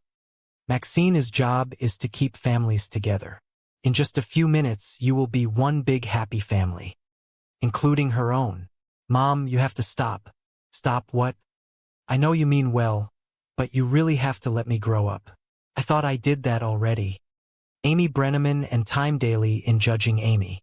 Monday at 9 on Hallmark Channel. The Beverly Hillbilly I Got the Wind. Everybody. We are flying over a right pretty town. That there is Washington, District of Columbia. Anybody see the White House? Appears to be lots of white houses down there. Would you fasten your seatbelts, please? Yes, ma'am. We will be landing in a few minutes. You are going to feed us again before we land? I am afraid there is not time. You done had 4 meals and 3 snacks. Why, it makes me hungry. But we are landing now. Landing makes me hungry, too. We go straight to the White House, Paul? I think so, Ellie. The quicker we give our money to the president, the quicker he can commence fighting smog. Sure, I will breeze him down for supper. I am starving. Jed, if that boy takes his meals at the White House, the president's wife will never get out of the kitchen. I can help with the cooking. No, Ellie, I will do that. You make the beds and do the dusting. And Jethro, you can mow the White House lawn and rake the leaves. Let Ellie do that. The president needs me for my brain. Oh pooh. I will likely be in the East Room or someplace sitting on his cabinet. You keep your feet off the president's furniture. Looks like we made it. The climate is on here. See you at the hotel. Shifty, what if they do not show up? They will be here any minute. I checked their flight. How are you going to get past the guard? I will handle it. It is important for the Clampetts to see me coming out of the White House. Okay, good luck, honey. Yeah. Jaffa, Federal Bureau of Investigation. Hold it. What is it? What? The president is waiting. What is it? I need to see your identification. You do not recognize me? Nope. Good. I told you, Edgar, this was a perfect disguise. See you later. Hold it. Look, you are delaying high-level meetings. Now, what do you want? I want to see your pass. My pass? Of course. My pass, but how do you know? I must have left it on the president's desk. I will go get it. Hold it. Now what is it? I cannot let you in without a pass. Is that your final word? It is. Excellent. You have passed the test with flying colors. Congratulations. Now let me see. Now you are guard number 16. Escape gets a 1 rating. The president will be pleased. Now, do not be surprised if there is a little something extra in your stocking at Christmas, Isdale. Hey, get up. I need this money. Uncle Jed does not want you to have it. So I am going to sit here until I think of a way to get rid of the smog. Jethro, that is a problem for a genius to solve. Thank you. I am working on it. Why do you not go out to the kitchen and eat something? Thought I would not eat until I figured out a way to whip the smog. Well, go get a stick and hit it. You are not being any help. Well, neither are you. Get up. Not until I think of an idea. Jethro, get off the money. Here is an armed guard. He will shoot you. Hey, mister. You look like your secretary, Miss Jane. I am, Miss Jane. What are you doing wearing that outfit? It was dark when she dressed this morning. Now get off the money. See, Mr. Clampett is not going to let you take this money. Okay, then you take it. Come on, get out. Forget it. We might just as well go back to the office. Hey, Miss Jane, before you go, just sit down and help me think of an idea on how to get rid of the smog. Jethro, dear boy, the finest minds in the country are working on that problem. Yeah, but I am not getting anywhere. Do not sit there wasting time with that idiot. Now hold on. Just because she is dressed funny does not make her an idiot. Get out from there, both of you. Mr. Drysdale, it is hard to think of brilliant ideas with folks yelling at you. Where does Granny keep her shotgun? I sure hope I can whip that smog problem before I starve to death. Jethro, I am afraid that problem will not be solved until someone invents a replacement for the internal combustion engine. I will do it. I am on it. Hey, what is an internal combustion engine? Well, that is the engine that powers the average automobile. The hope is to convert to steam or electricity. Hey, Mr. Drysdale, what should I put my giant brain to work on first? A steam car or an electric car? Why not a gas turbine? Oh, I am not going to mess with hats. Just cars. Mr. Drysdale, I have done told you this money is staying here. Mr. Drysdale, get off of my money. It is my money. No, it is not. It is mine. Well, it is my sack. All right, I will dump the money out and you can have the sack. Good. Just dump it in that truck out front. It is staying here. But it is not safe here. Why, until you showed up. What? No, it is going back into my vault. Oh, Chief. Do not stand there, Hathaway. Use your gun. That is an excellent idea. Stand back, Mr. Clyburn. I should hate to hit you, you traitor. Mr. Drysdale, get a hold of yourself. I have done promised this money to a fellow that is going to get rid of all the smog. Not Jethro. No. This fellow is going to drill a tunnel through the San Bernardino Mountains, put in a great big fan and draw all the smog out of Los Angeles. But that is a preposterous idea. Yeah, we like it too. Mr. Clyburn, the problem of smog is too big to be handled locally. It has to be solved on a national level. Is that a fact? Only the president can get together the brain power and the vast amount of money necessary. Why, this $700,000 is not even a drop in the bucket. Well, how much does the president need? Oh, millions, billions. I will just take this chicken feed back to the bank. I will study on it, Mr. Drysdale. No, give up, Chief. No. Hold it, Hathaway. I am not through with you. What now? You are guilty of conduct unbecoming an employee of the Commerce Bank. Oh, big deal. For cowardice in the face of action. For failure to obey a direct order. For treachery and insubordination. You are hereby dishonorably discharged as a guard and reduced to the rank of secretary. Hallelujah. Do not expect a Christmas bonus this year. I have never had a Christmas bonus. Well, do not expect one this year either. Now get the truck. Boy, what have you done to that truck? Looks like the boob has set it on fire. Jethro, what did you do? I converted this rascal to steam. You are looking at the answer to air pollution by automobile. The Jethro Bourdain steam car. I have perfected a clean engine. I am going back inside. I told you that for this clean engine jokes. Uncle Jethro. Honest John is not going to be needing his money no more now that I whipped the smog problem. So I use it to mass produce my steam car. Hold on, boy. According to Mrs. Drydale, only the President himself can handle a small problem.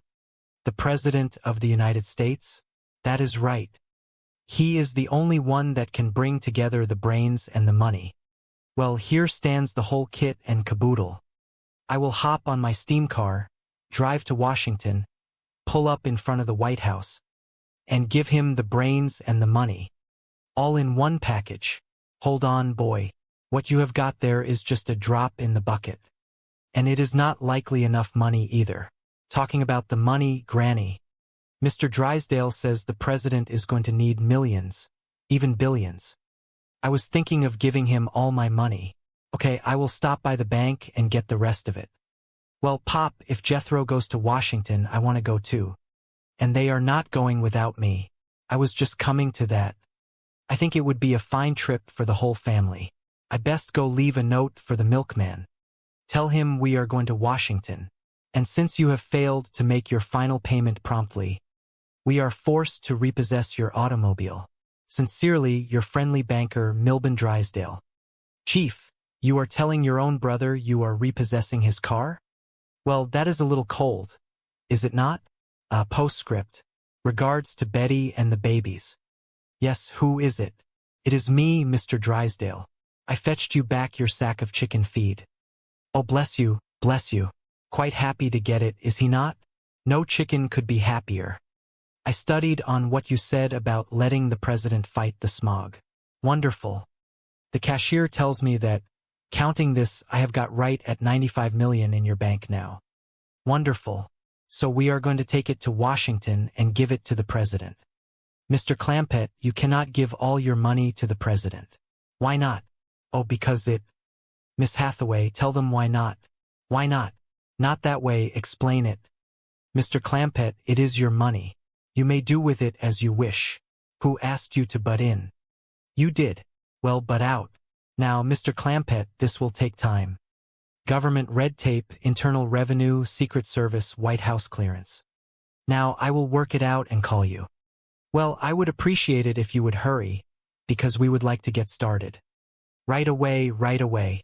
Oh, and you do not have to give us the 95 million in cash.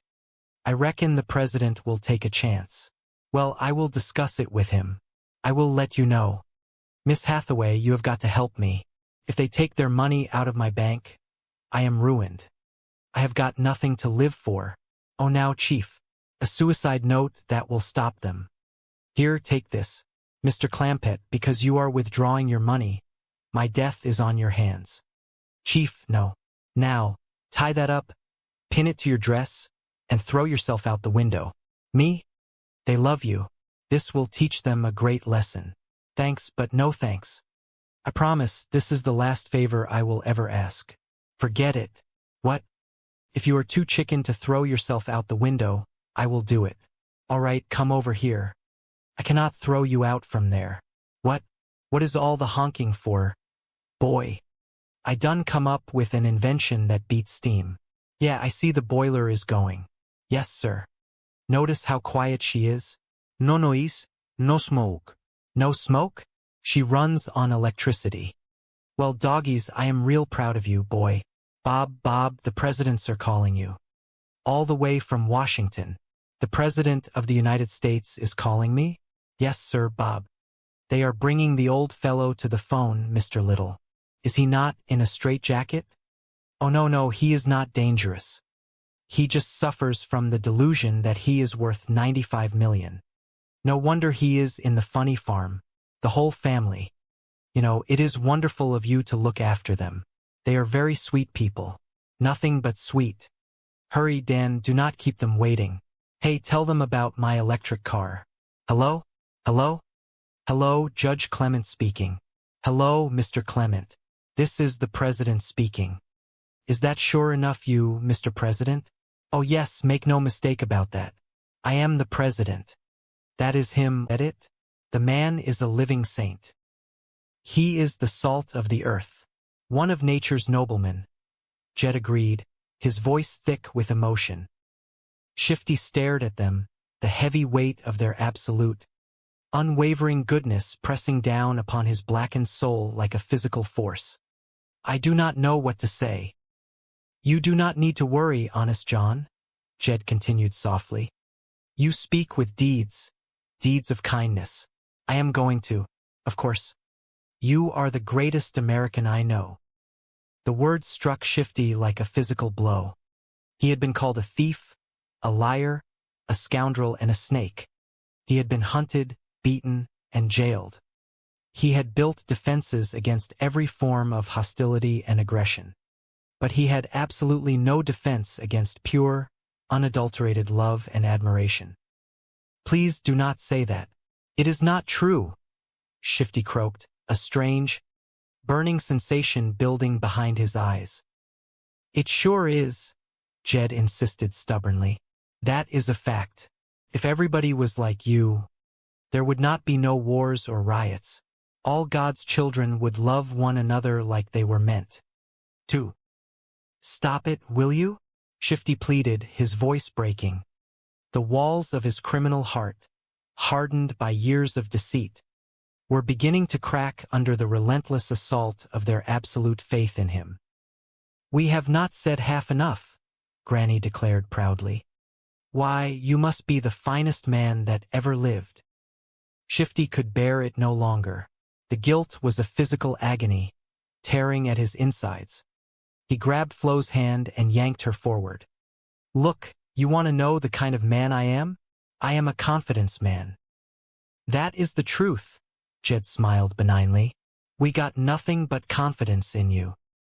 You do not know what you are saying, Shifty cried, tears openly streaming down his face, ruining his expensive suit. I do not, huh? Jed asked softly. When you are the only man that a 150-year-old Indian will trust, you are something special. Shifty dropped to his knees, burying his face in his hands, completely broken by the unbearable weight of their kindness. All right, want to hear something? This woman is my wife. Did you hear that? Jed whispered to Granny, his voice filled with awe. This blessed man married this poor old hag to make her last days on earth happy. Listen to me, Shifty sobbed, clinging to Jed's overalls. We work together. We are Confederates. Granny gasped, her southern pride swelling to massive proportions. Glory be, if all the people were like you, the South will rise again. Oh, God bless you, honeymooners. Granny, I think we had best get out of here before we all go to bawling, Jed said softly, patting Shifty's shaking shoulder one last time. Wait a minute. Shifty stood up, his hands shaking violently as he thrust the massive wad of checks toward Jed. Here, take your 10 million back. Why? Jed asked, confused. It is yours and hers. We do not want it. We do not need it. Shifty wept uncontrollably. What is the matter? Was it something we said? It is everything you said, Shifty wailed, shoving the checks into Jed's hands. Here. Well, I am not taking it back. Well, I am not keeping it, Shifty declared, turning and grabbing his small suitcase. Happy New Year. He grabbed Flo by the arm and the two of them bolted from the room, fleeing the city of Washington. Not from the law, but from the terrifying, unbearable burden of being thought of as truly good people. Jed watched them run, shaking his head slowly. Well, if that does not beat all, let us go in the other teepee. It is our own fault, Granny, Jed sighed as they walked back down the hall. We overpraised him. You just cannot do that to a modest man. Well, come on, everybody, Granny agreed softly.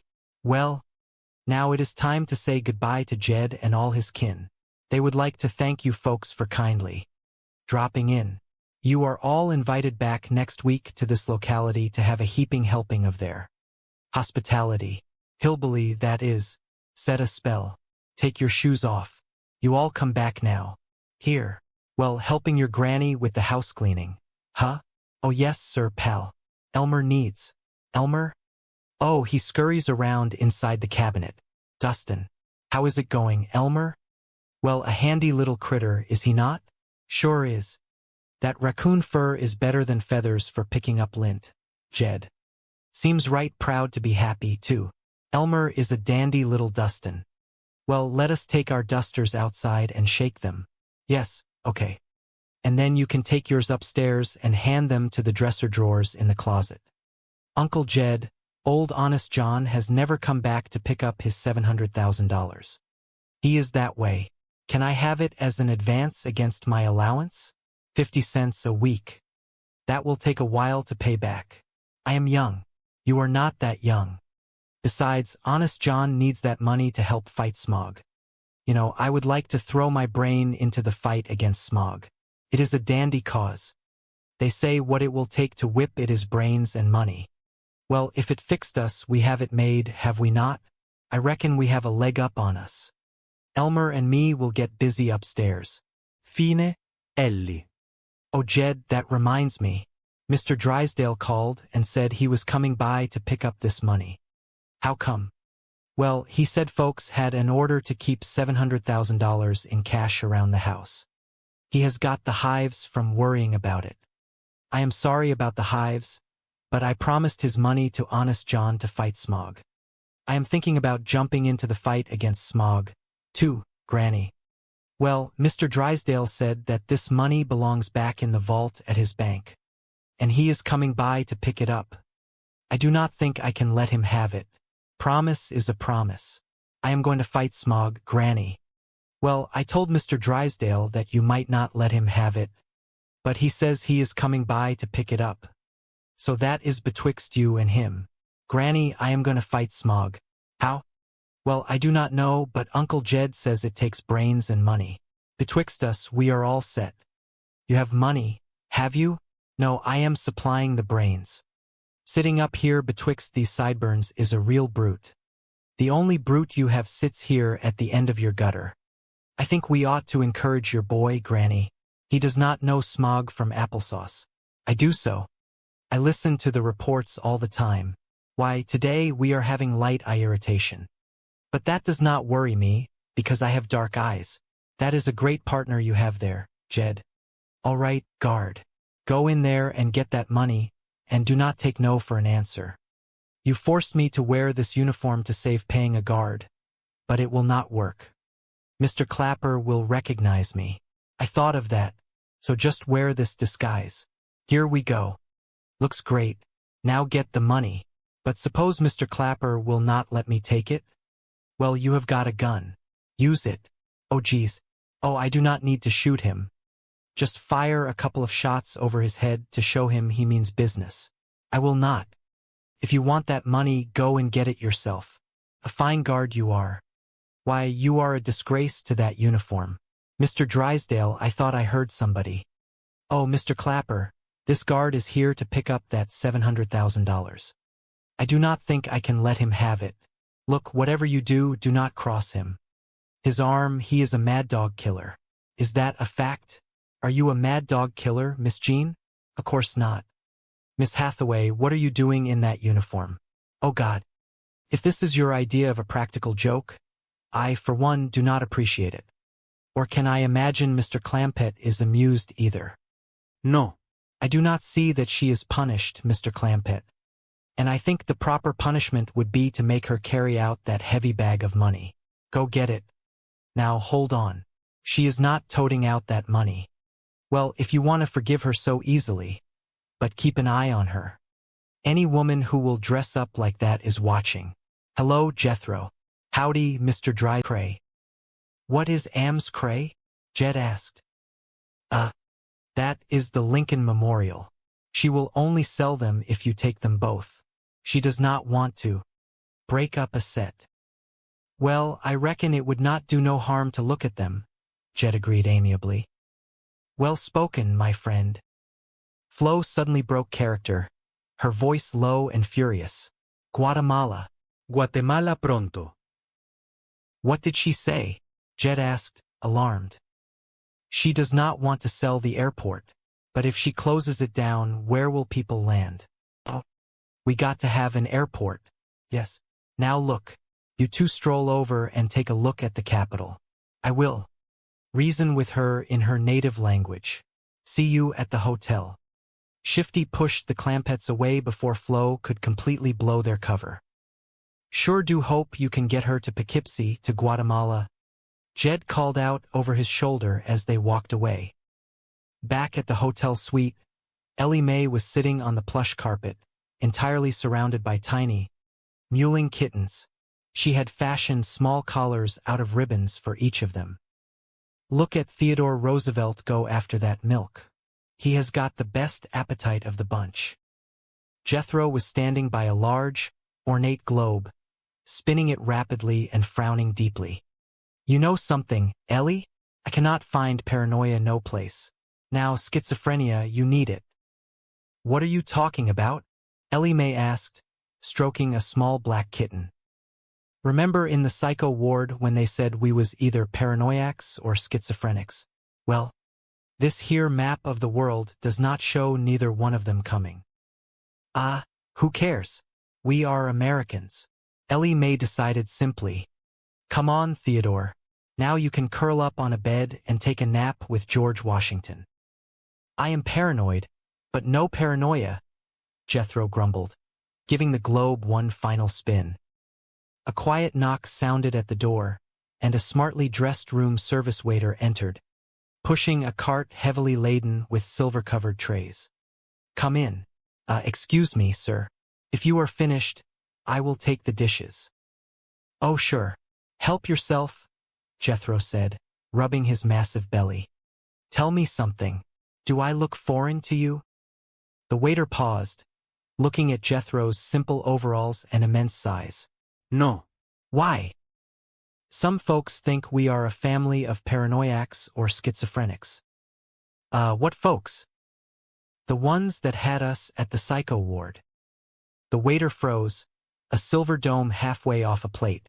They had you at the psycho ward? They picked us up just as we was moving into the White House. The waiter swallowed hard, his polite smile turning into a grimace of fear. Oh, well, that is a shame. I hope you enjoyed your lunch. Oh yeah, the first two was real good. I could not finish the third. So, well, I may give part of it to Theodore Roosevelt. Sorry. Hey, will you all be quiet? You are going to wake up George Washington. The waiter looked around nervously. George Washington is sleeping in there? Right over yonder. Abraham Lincoln and Jefferson Davis is in that room. Swell. Glad they finally made up. The waiter squeaked, hastily throwing the covers back over the trays and pushing the cart backward out the door. Just then, Jed and Granny walked in, looking thoroughly exhausted but entirely triumphant. Oh, howdy, Mr. Waiter. Guess what, young ones? I just bought the Capitol building lock, stock and barrel, and if the price is right, he is going to buy the Ixnay and the Amscray. That is the Washington Monument and the Lincoln Memorial. Jethro's eyes widened. Uncle Jed, that Washington Monument is a real moneymaker. Why, they get 10 cents a head just to ride up in the elevator. I am not buying it to make money, Jethro. I am going to turn the whole thing over to the United States government. Can we go along, Pa? Ellie Mae asked excitedly. You take the young ones, Jed. I have got some sheets to wash. Granny decided, rolling up her sleeves and heading for the massive marble bathroom. The rest of the afternoon was a whirlwind tour of the nation's most sacred monuments, guided by the ever-eager Shifty Schaefer, who enthusiastically sold the Clampetts every piece of marble and granite they laid their innocent eyes upon. Well, Mr. Clampett, how do you like it? Shifty asked smoothly, gesturing to the towering obelisk of the Washington Monument. Real fine, and that sure is a dandy elevator ride for 10 cents, Jed agreed happily. Now that you are buying it, you can ride free. Shifty chuckled, his pockets bulging with million-dollar checks. My doggies, the Amscray is pretty as the Ixnay, Jed noted, staring up at the grand statue of Abraham Lincoln. And it is all yours for the bargain price of $1 million. Jethro bounded up the steps of the Supreme Court building. Hey, Uncle Jed, now that you bought the Supreme Court building, can I be a judge? How about that, Honest John? It is a sentence. I will talk to the president, Shifty promised smoothly. But, Honest John, what would I do with a Pentagon? Jed asked later, staring at the massive military complex. We will figure something. It is too good a bargain to pass up. Back at the squalid rental room, Shifty threw open the door, his face a mask of pure, unadulterated criminal ecstasy. Shifty, I have been worried out of my mind, Flo gasped, jumping up from the sagging bed. Relax. Boy, Chief La Salute has returned triumphant. Are you ready? You are looking at $10 million. In pale-faced wampum, Shifty fanned the checks out like a deck of impossibly valuable playing cards. 10 million? And you wanted to quit with 2? Flo gasped, her hands flying to her mouth. Look at this. Smart control.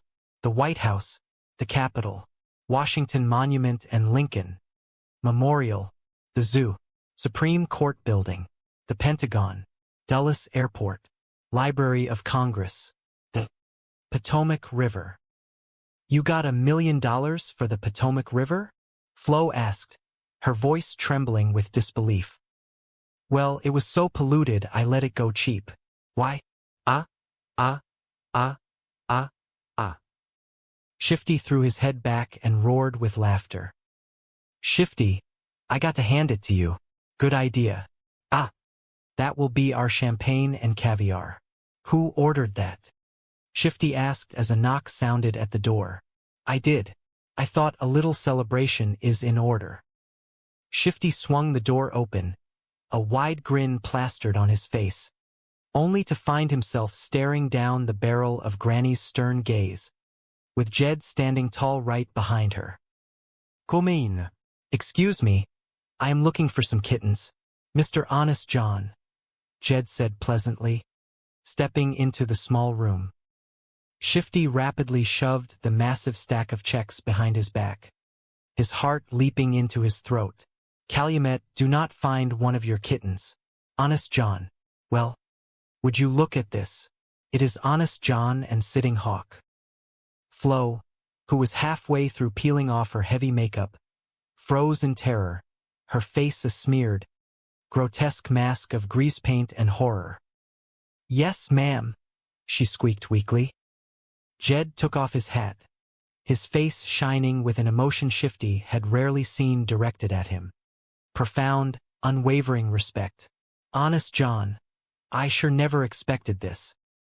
Shifty swallowed, preparing to spin his final, desperate lie. Well, you see, Jed stepped forward, placing a warm, heavy hand on the con man's trembling shoulder. You have got to be the nicest man that ever lived.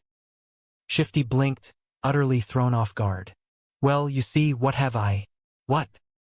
Granny nodded vigorously, wiping a tear from her eye. Who else but you would take in a poor old Indian woman who has not got no place to pitch her? Teepee?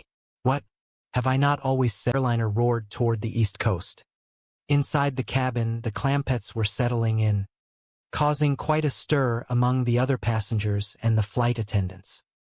"I got the window, everybody," Jed announced, looking down at the patchwork quilt of land below. "We are flying over a right pretty town. That there is Washington, District of Columbia. Anybody see the White House?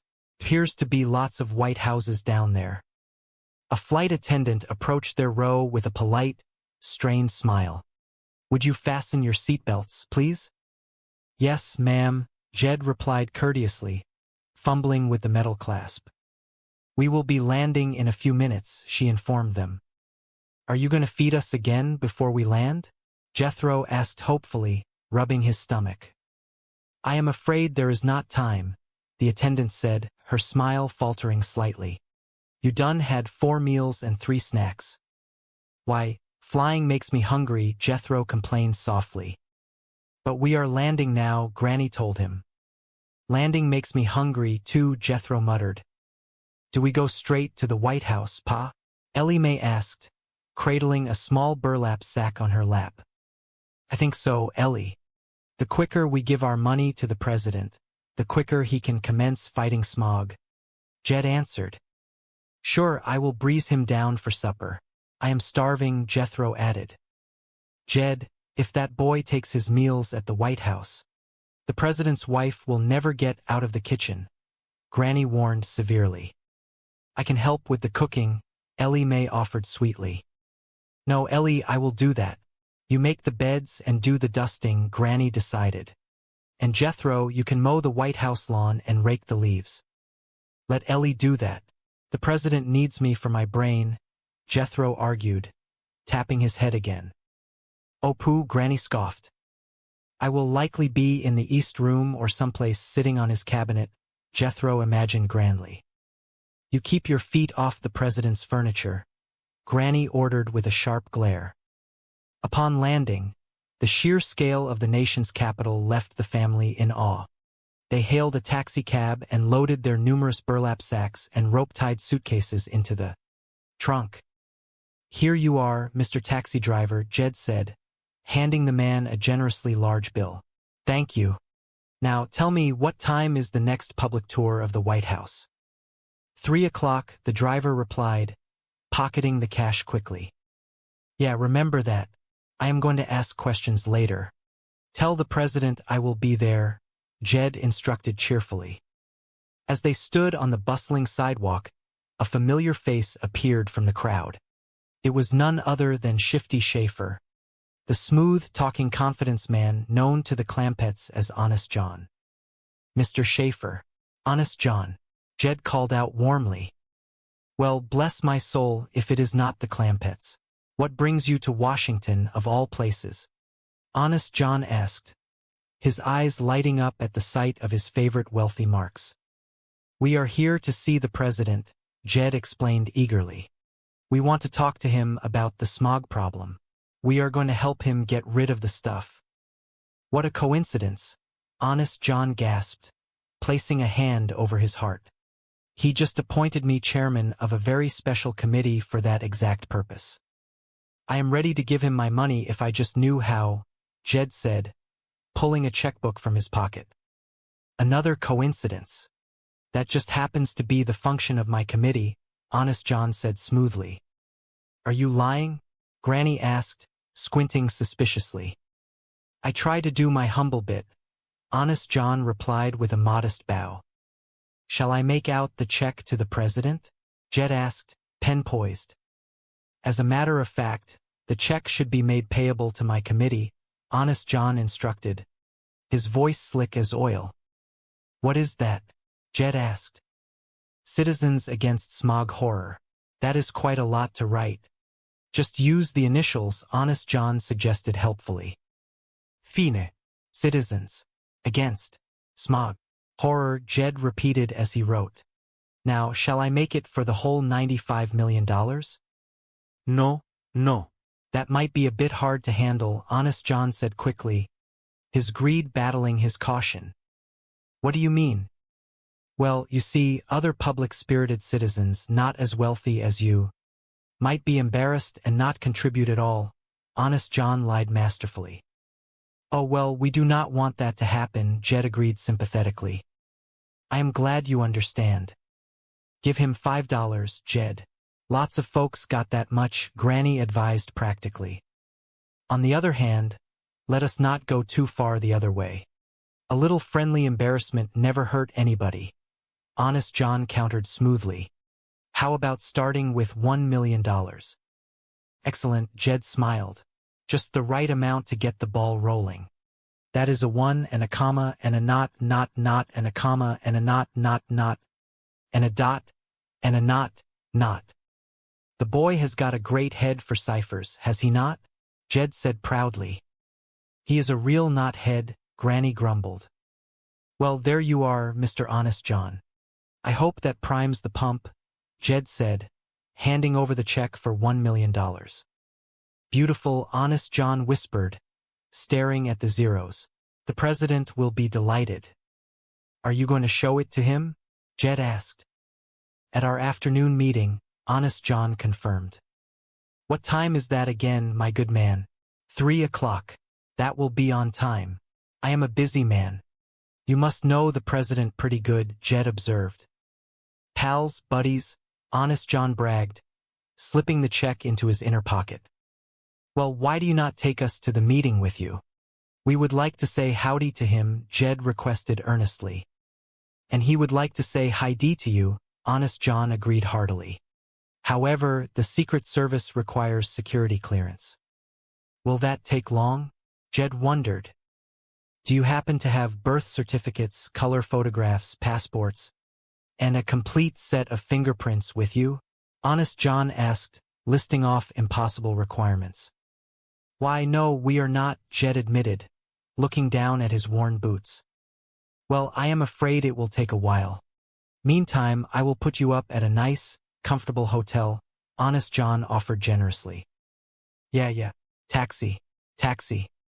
Chapter 5, The Purchase of the White House. The hotel suite Honest John arranged was incredibly lavish, with velvet drapes and golden chandeliers. The Clampetts, however, were less than impressed by the finery. They preferred the comforts of home. These are dainty fine accommodations, Mr. Honest John, Jed said politely, examining a delicate porcelain vase. Well, thank you, Mr. Clampett. Here, let me show you something. Here you have a magnificent view over the entire city of Washington. Honest John pointed out the window. Well, is not that pretty? Jed noted. Granny, believe me, Mr. Honest John is fixing us up real nice here. Well, it is all right, but it is not like staying at the White House, Granny complained softly, crossing her arms. Sure is not. They have got a kitchen over there where a fellow can get a snack when he is hungry, Jethro added sorrowfully. Are we not going to get to stay at the White House at all? Ellie Mae asked, her lip trembling slightly. Ellie Mae, do not pay no attention to him, Mr. Honest John. He is acting awful pushy, Jed apologized. Not at all. As soon as I have straightened out the matter of security clearance, I am sure the president and his wife will issue you a formal invitation, Honest John assured them. Oh boy. Well, you tell them that they are not taking in a family of freeloaders. We will pitch in and help with the housework and the chores, Jed offered sincerely. I will make that matter crystal clear to him, Honest John promised, slipping out the door. Later that afternoon, Honest John returned, looking grim and deeply sorrowful. He gathered the Clampetts in the luxurious living room of their suite. And that, dear friends, is why the president is embarrassed to invite you to the White House. Honest John sighed heavily. You mean he does not even own the house he lives in? Jed asked, completely shocked.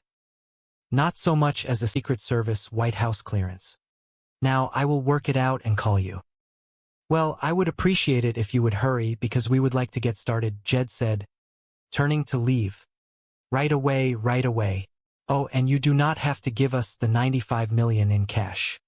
I reckon the president will take a check. Well, I will discuss it with him, Drysdale lied smoothly. I will let you know.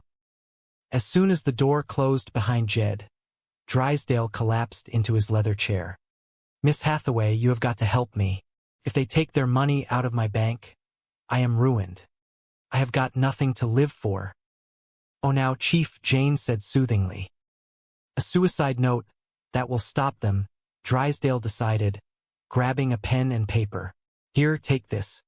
Mr. Clampett, because you are withdrawing your money, my death is on your hands. Chief, no, Jane pleaded. Now, tie that up, pin it to your dress, and throw yourself out the window, Drysdale ordered, his eyes wild. Me? Jane gasped. They love you, Drysdale reasoned. This will teach them a great lesson. Thanks, but no thanks, Jane flatly refused. I promise this is the last favor I will ever ask, Drysdale begged. Forget it. What? If you are too chicken to throw yourself out the window, I will do it, Drysdale yelled, marching toward the plate glass window. All right, come over here, Jane challenged, crossing her arms. Cannot throw you out from there, Drysdale whined. Outside the mansion, a loud humming noise filled the air. Jed walked out to see Jethro sitting in the truck, which was now devoid of steam but vibrating intensely. What is all the honking for, boy? Jed asked. I done come up with an invention that beats steam, Jethro announced proudly. Yeah, I see the boiler is gone. Yes, sir. Notice how quiet she is? No noise, no smoke. No smoke? Jed marveled. She runs on electricity, Jethro grinned. Well, doggy, I am real proud of you, boy, Jed said, clapping him on the shoulder. Suddenly, Granny threw open the front door, waving her arms frantically. Jed, the president is calling you. All the way from Washington. The president of the United States is calling me? Jed asked, astonished. Yes, sir, Jed. Back at the bank, Drysdale was handing a wad of cash to a man with an uncanny talent for voices. They are bringing the old fellow to the phone, Mr. Little, Drysdale whispered. Is not he in a straitjacket? Rich Little asked, adjusting his collar. Oh, no, he is not dangerous, Drysdale assured him. He just suffers from the delusion that he is worth $95 million. No wonder he is in the funny farm, Little nodded understandingly. The whole family. You know, it is wonderful of you to look after them. They are very sweet people. Nothing but sweet, Drysdale agreed through gritted teeth. Hurry, do not keep them waiting. Jed picked up the receiver. Hello? Hello? Hello? Judge Clampett speaking, Jed said formally. Hello, Mr. Clampett. This is the president speaking. A deeply authoritative voice boomed through the earpiece. Is that sure enough you, Mr. President? Jed asked respectfully. Oh yes, make no mistake about that. I am the president. That is him, all right, Jed whispered to his family.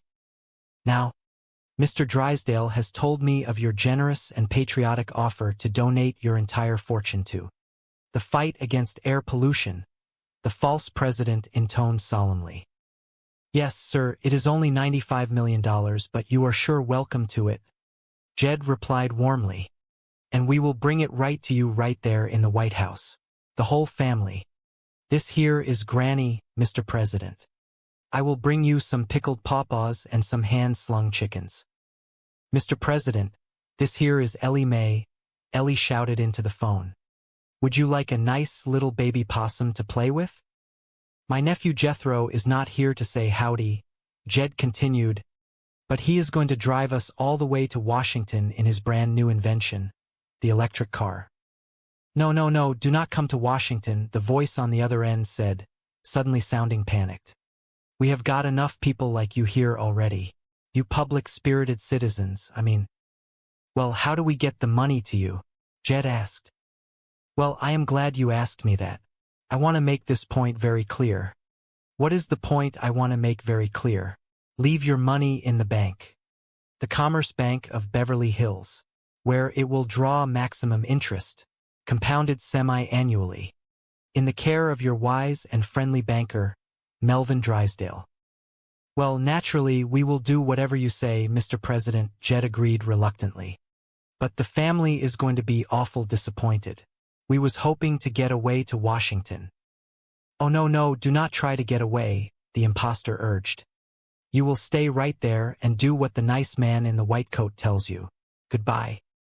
Goodbye, Jed said, hanging up the phone slowly. What did he say, Jed? Granny asked, leaning in eagerly. He said he does not want us to come to Washington right now. Well, what are we supposed to do, Pa? Ellie Mae asked, her face falling. He says he is going to send a man in a white coat to tell us, Jed explained, scratching his head. Jethro burst into the room, holding a massive bundle of heavy black wire. Jethro, I just talked to the president, and we will not be driving to Washington in your electric car. Jed broke the news. Just as well, Uncle Jed, Jethro sighed, dropping the heavy wire. I never found an extension cord long enough to get us there. At the bank, Drysdale was beaming. Mr. Little, that was a magnificent performance. Thank you. Well, your impersonation of the president was absolutely incredible. Thank you, Little smiled. I hope to see you again sometime. Take good care of yourself. Mr. Drysdale, are you not forgetting something?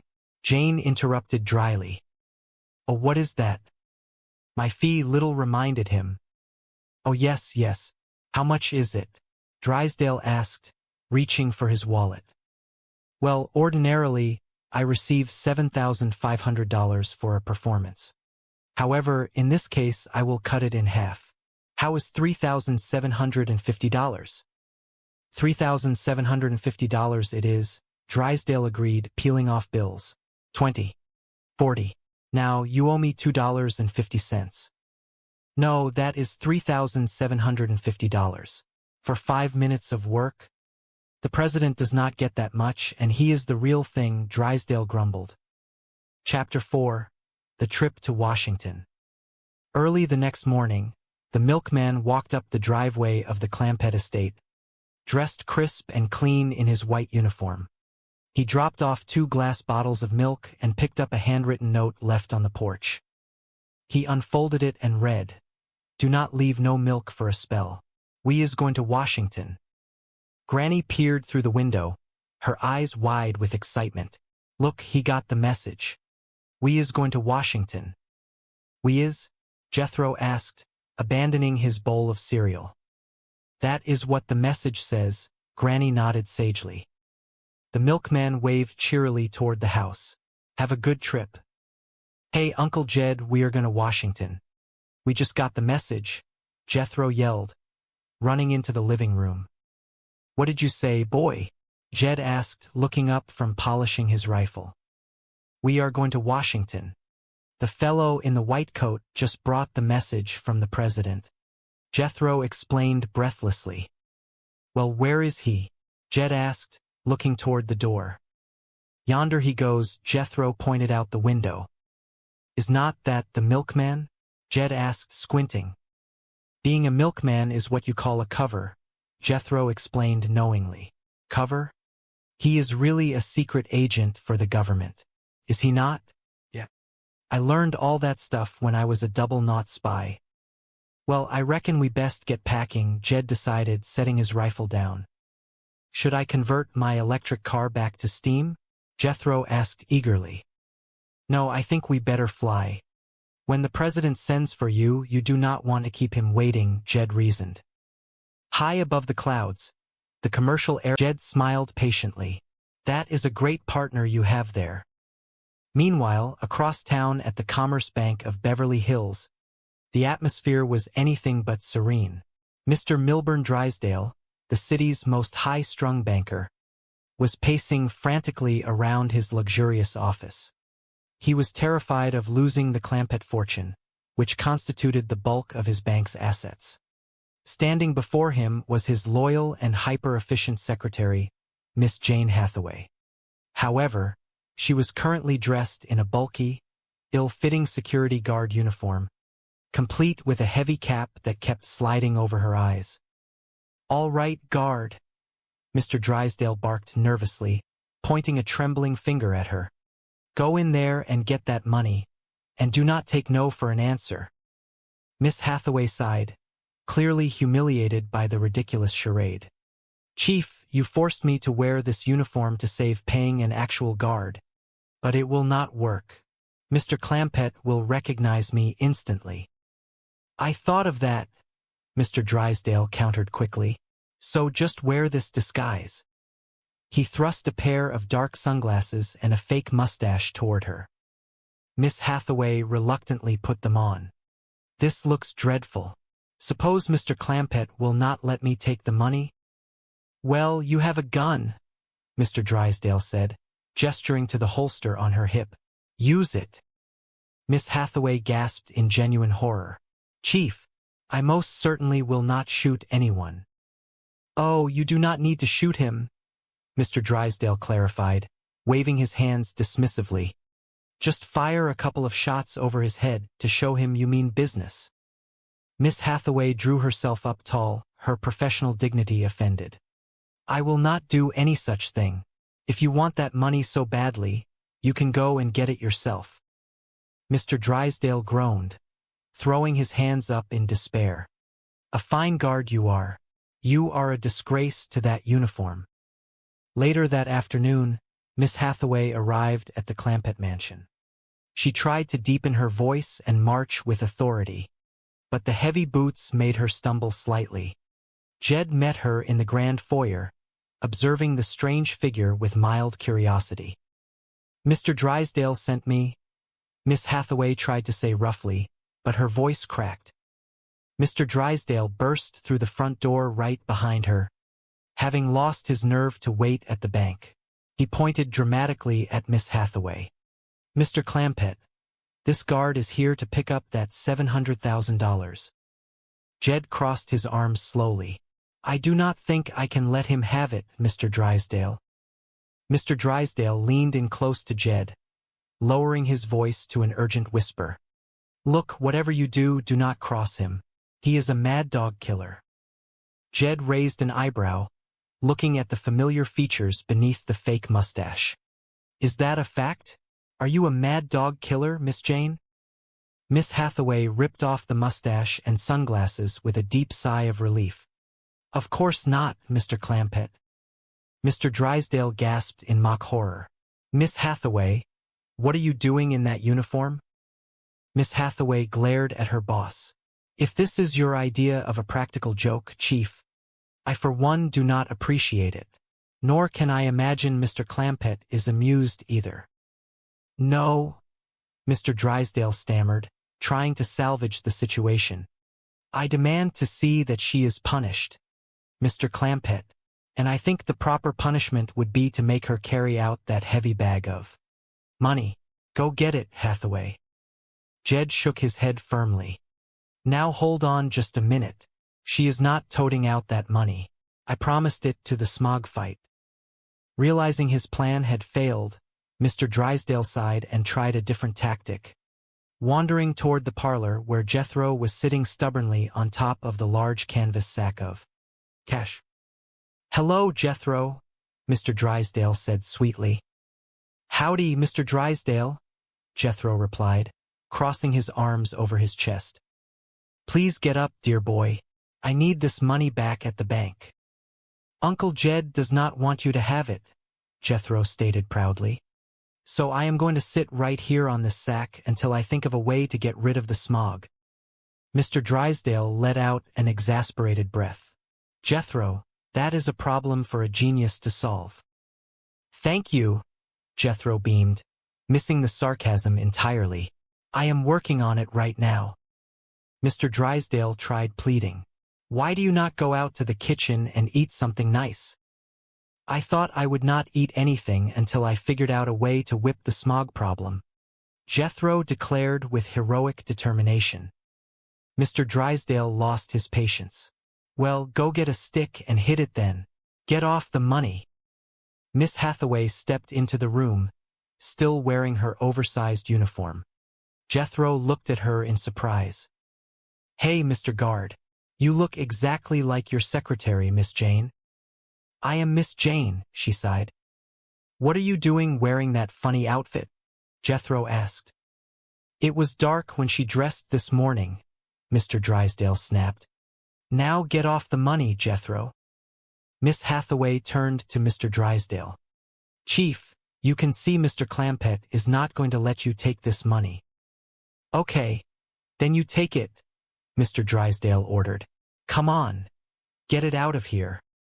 Miss Hathaway shook her head. Forget it. We might just as well go back to the office.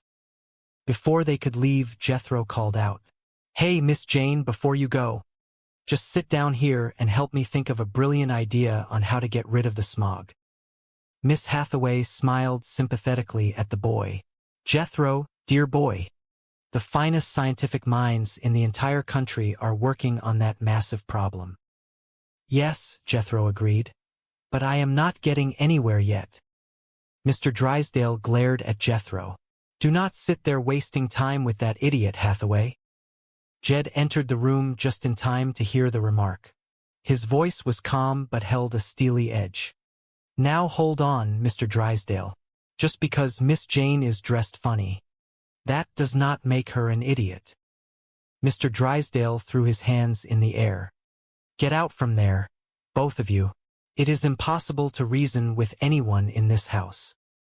Mr. Drysdale, Jethro complained gently. It is very hard to think of brilliant ideas with folks yelling at you. Granny, where do you keep your shotgun? Mr. Drysdale backed away nervously. Jethro patted his stomach, which let out a loud rumble. I sure hope I can whip that smog problem before I starve to death. Miss Hathaway adjusted her heavy cap. Jethro, I am afraid that problem will not be solved until someone invents a suitable replacement for the internal combustion engine. Jethro leaped to his feet, his face glowing with inspiration. I will do it. I am on it right now. Hey, what exactly is an internal combustion engine? Well, Miss Hathaway explained patiently, that is the engine that powers the average automobile. The scientific hope is to convert vehicles to steam or electricity. Hey, Mr. Drysdale, Jethro shouted excitedly. What should I put my giant brain to work on first? A steam car or an electric car? Why not a gas turbine? Mr. Drysdale muttered, thoroughly exhausted. Oh, I am not going to mess around with hats, Jethro replied seriously. Just cars. With that, the massive boy dashed out the front door, eager to begin his inventing. Mr. Drysdale immediately lunged toward the canvas sack. The money is mine.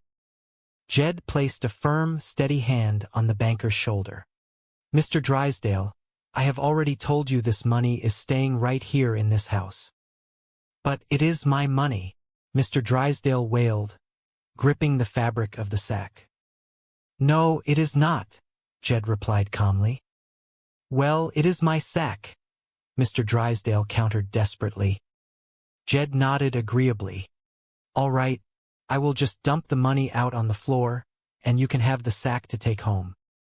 Mr. Drysdale realized he was defeated, declaring him to be the absolute nicest, most saintly man that had ever lived upon the earth. Jed removed his worn hat, his eyes shining with deep, genuine respect. He praised Shifty as a true nobleman of nature, a man who spoke not just with empty political words, but with beautiful, quiet deeds of profound kindness. Ellie Mae smiled warmly, and Jethro nodded in silent agreement. Shifty Schaefer stood frozen, completely paralyzed by the overwhelming wave of pure, unconditional admiration and love washing over him.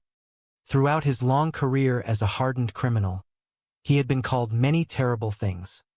A thief, a liar, a scoundrel, but he had never, ever been truly loved or respected for his character. The absolute purity of the Clampett's belief in his inherent goodness struck him like a physical blow to the chest. Flo began to weep softly, the thick theatrical paint smearing down her cheeks. The immense guilt of stealing from such beautifully innocent, trusting souls became suddenly unbearable. Shifty tried desperately to confess, to explain he was a terrible confidence man and a fraud. But the Clampetts refused to hear a single negative word against him. They insisted they had absolute, unwavering confidence in his pure soul. Granny declared that if every single person in the world possessed a heart as deeply kind and generous as his, there would be absolutely no more terrible wars or angry riots, and all of God's children would finally love one another exactly as they were meant to. The sheer, blinding weight of their unshakable goodness shattered the hardened shell of the criminal's heart. Shifty broke down completely, with trembling, deeply ashamed hands. He reached into his jacket pocket and pulled out the entire stack of massive checks totaling exactly $10 million. He thrust them back into Jed's hands. He managed to choke out that he absolutely could not keep the money. It belonged to the family.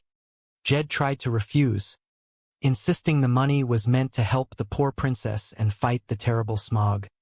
But Shifty violently shook his head, his voice cracking as he declared he was not keeping a single penny of it. Flo sobbed in agreement, completely overwhelmed by the profound grace of the strange, wonderful family from the hills. Jed, confused but deeply respectful of the emotional moment, gently accepted the checks back.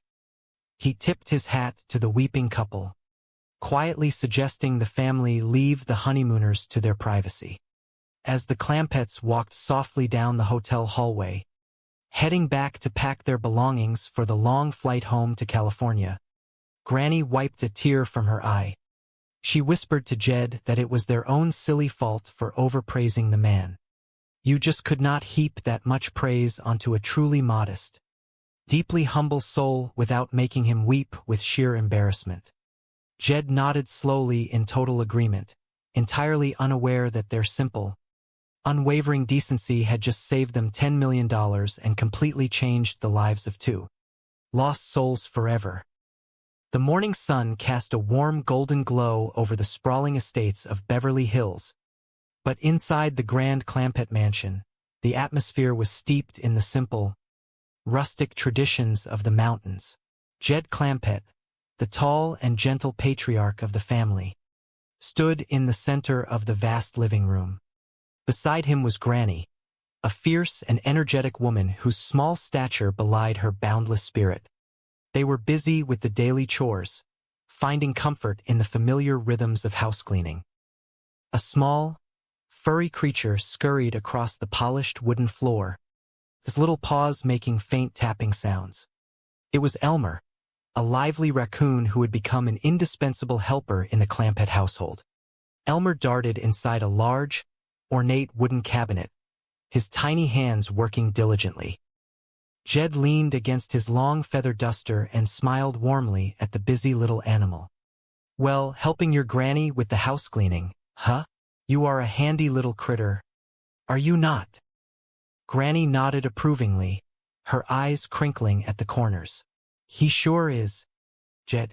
That raccoon fur is better than feathers for picking up lint from the furniture. He seems right. Proud to be helping, too. Elmer is a dandy little duster. Well, Jed said, stepping toward the grand double doors that led to the expansive front lawn. Let us take our dusters outside and shake them. Then you can take yours upstairs and hand them to the dresser drawers in the closet. As they stepped out into the fresh morning air, Jethro, Jed's towering and boisterous nephew, bounded down the grand staircase.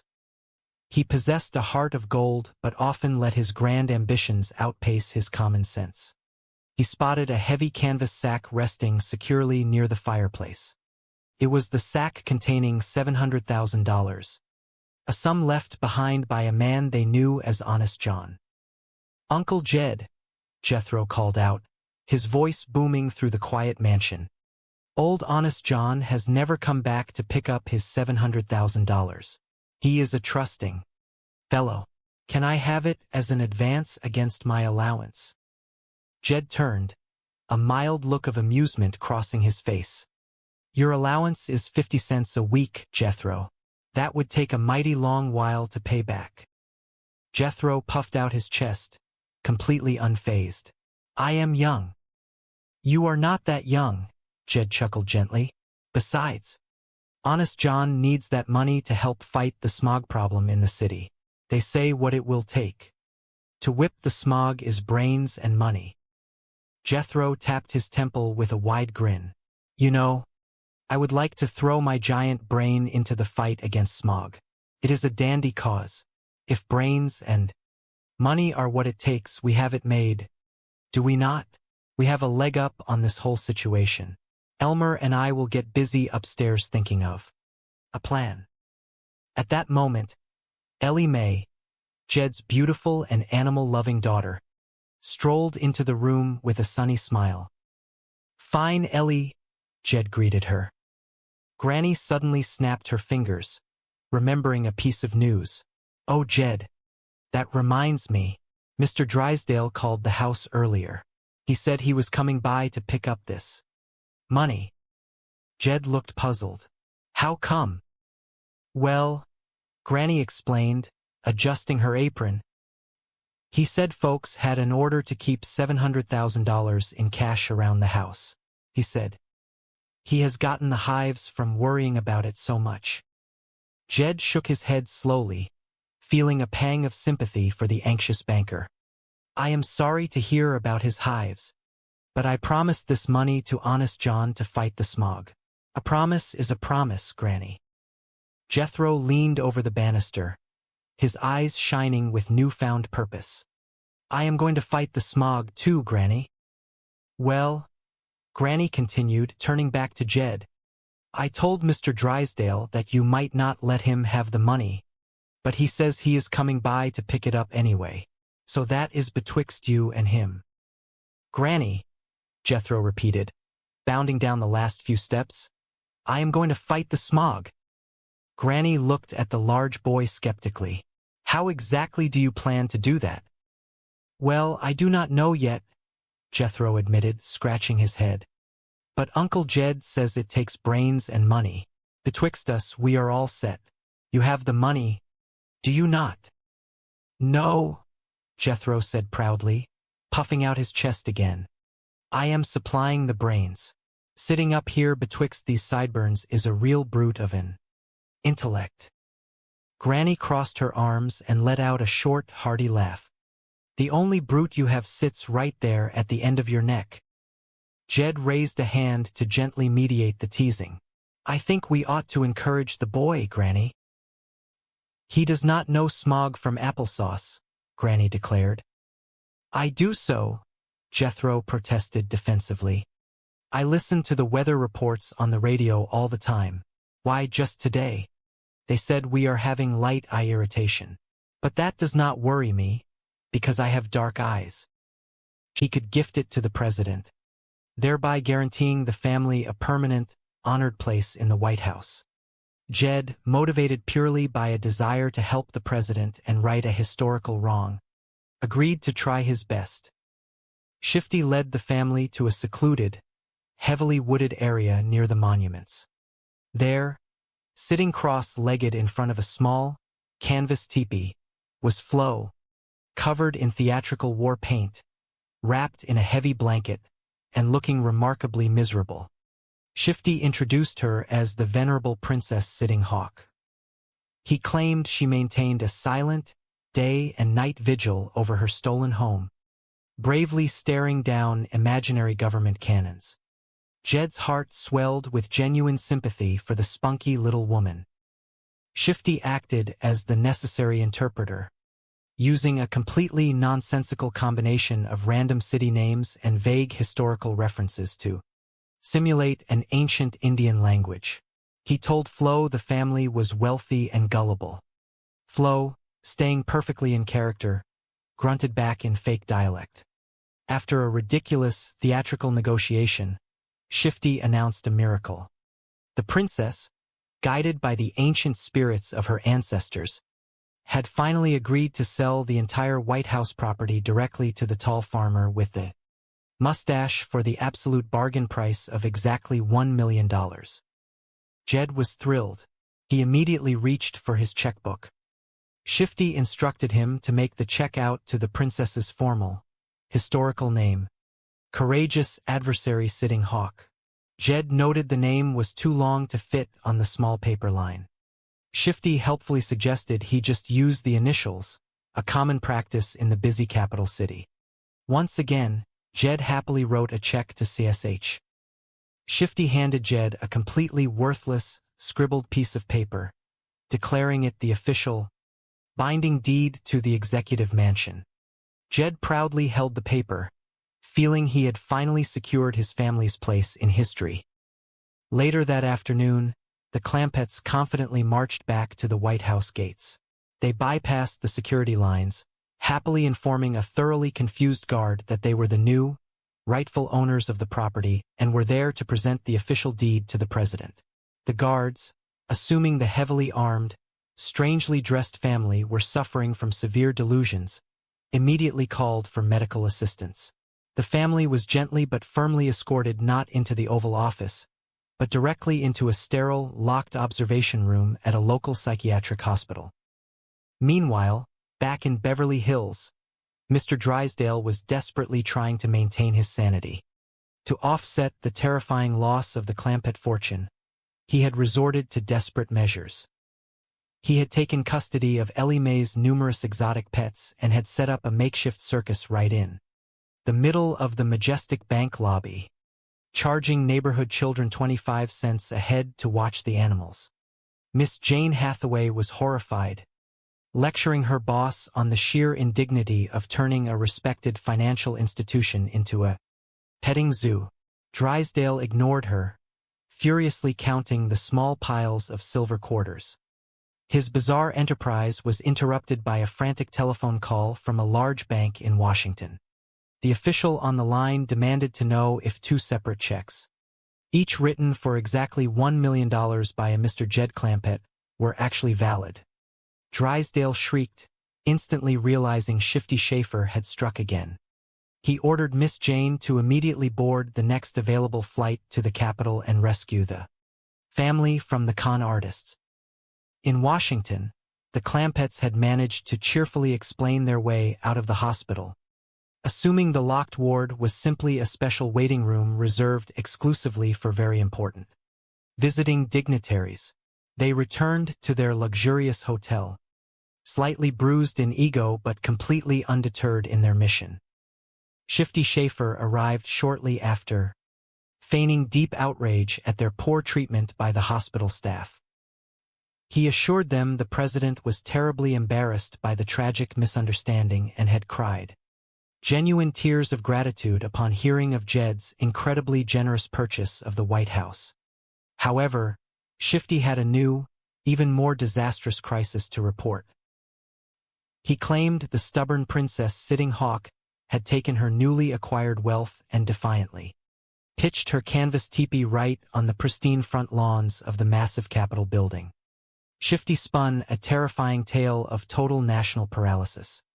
Congress was completely adjourned, the entire government was frozen, and a terrible state of national emergency had been officially declared because the angry princess absolutely refused to let anyone enter or leave the historic building.